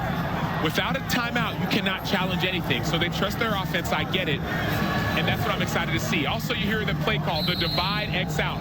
The two receivers on the inside to the right essentially run deep routes where they cross each other, and then an out route at the bottom of the screen. Empty it out for Garbers. On first down, the pass is high. Kirkland snags it and gets out of bounds. Now, one thing to note, they don't have the challenge, but since we're under 5 minutes, Empty right, red, every call is huge. Empty Could right, be red, reviewed GTFO. from the command center. Empty right, red, GTFO. So this play, you hear, you're going to have the two inside receivers essentially have their option to do whatever they want to do. 2nd and 2. Latimer can't stab it. A little too tall. Let's be mindful of the clock. 3rd and 2. Okay, we're going to go red, D's dog. Red, D's dog. Red, D's dog. Dog, red. 3rd and 3. Clock will stop if we get the... Here we go. Frisco. That might have been the first time GTFO didn't work for A.J. Smith. Now 3rd and 2. Garber scans and completes. It's Kirkland again. He's been busy in the 4th, entered as the league leader in receptions. Here we go. Snap it with 50. Garbers throws quickly again. It's Kirkland again. No timeouts though. Tim Harris with a tackle to keep him in bounds. Blue 15 pump, wide slant, 38 seconds. Here we go. Garbers waits this time. Looking toward Kirkland. Out of bounds. 28 seconds in the 4th.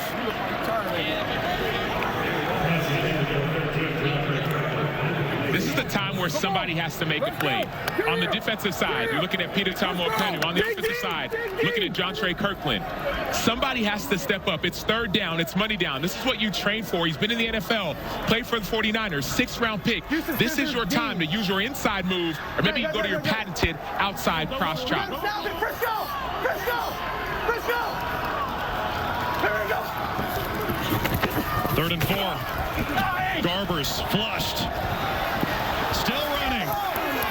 Ball comes out. And they'll mark it down there. 4th down and 8 coming up. Carson Wells was in pursuit.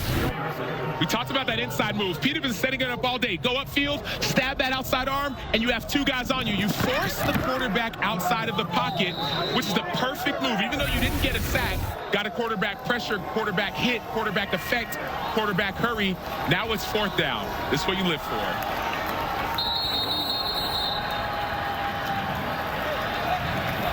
The ruling on the field was a fumble forward out of bounds. Like a flip. The play's under further review. So I'm looking at low left end zone.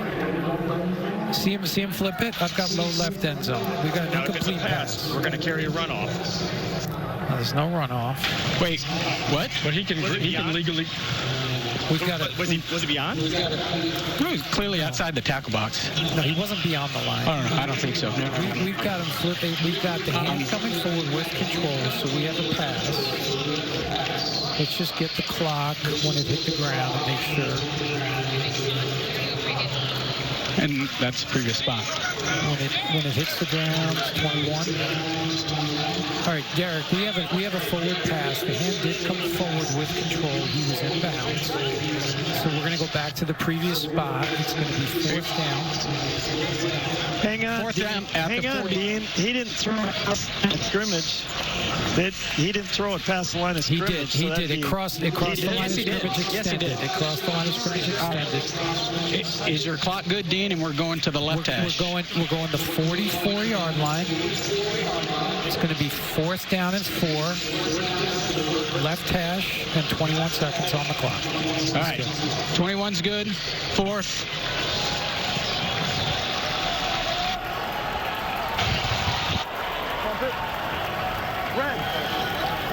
Okay, After review, the quarterback had possession when he was throwing the ball forward, so it's an incomplete pass. It'll be 4th down at the 44-yard line. Dean Blandino making the call from the U.S. Army Command Center and sets up 4th and 4. This is the game right here. Move. Who do you go to at this moment? In my mind, I'm thinking Jontre Kirkland, but they have so many weapons. Cody Latimer scored late. Justin Smith's been a big play. They're 3 for 3 on 4th down today. They need another to keep the game going. Incomplete. He was looking for Jontre Kirkland, and Anthony Beck can celebrate.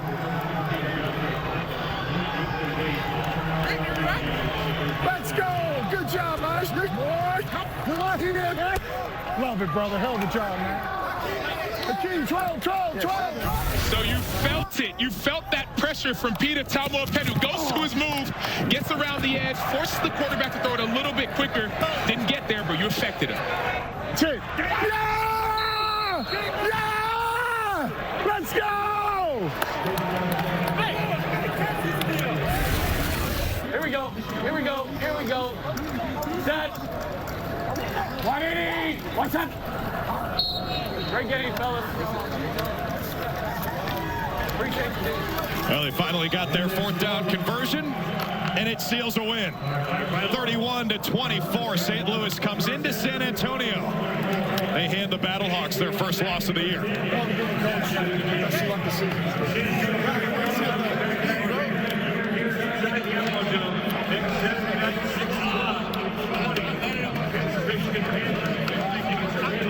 This is the first time I've seen this St. Louis team finally play close to a complete game. I love to see it. Coach Becht, no shortage of entertaining finishes in this building. Can you breathe the sigh of relief now? Yeah, no, it's great. I mean, anybody's been watching this league the last couple games, nobody's been able to really finish the deal. It's great to see our defense really step up and hold the fort down, keep the lead and the football game on the field. So just proud of everybody around. It was a great game. All 3 phases came together today. It was a good job. You got to dig deep. You know, you're trying to win a game. It's the last drive. You got to come up with something there. Pass rushers, corners, everybody's got their hands on their hips. You just take a deep breath, man. Give it your best shot, and they did that on the last snap. Thanks, Coach. Enjoy it. Thank you. Go BattleHawks. All right, Stormy, once again, our final score, 31-24, St. Louis over San Antonio. For Sam Acho, Cole Kubelik, Stormy Bonantoni, our entire crew, I'm Drew Carter saying so long from San Antonio. Coming up next, World News Tonight.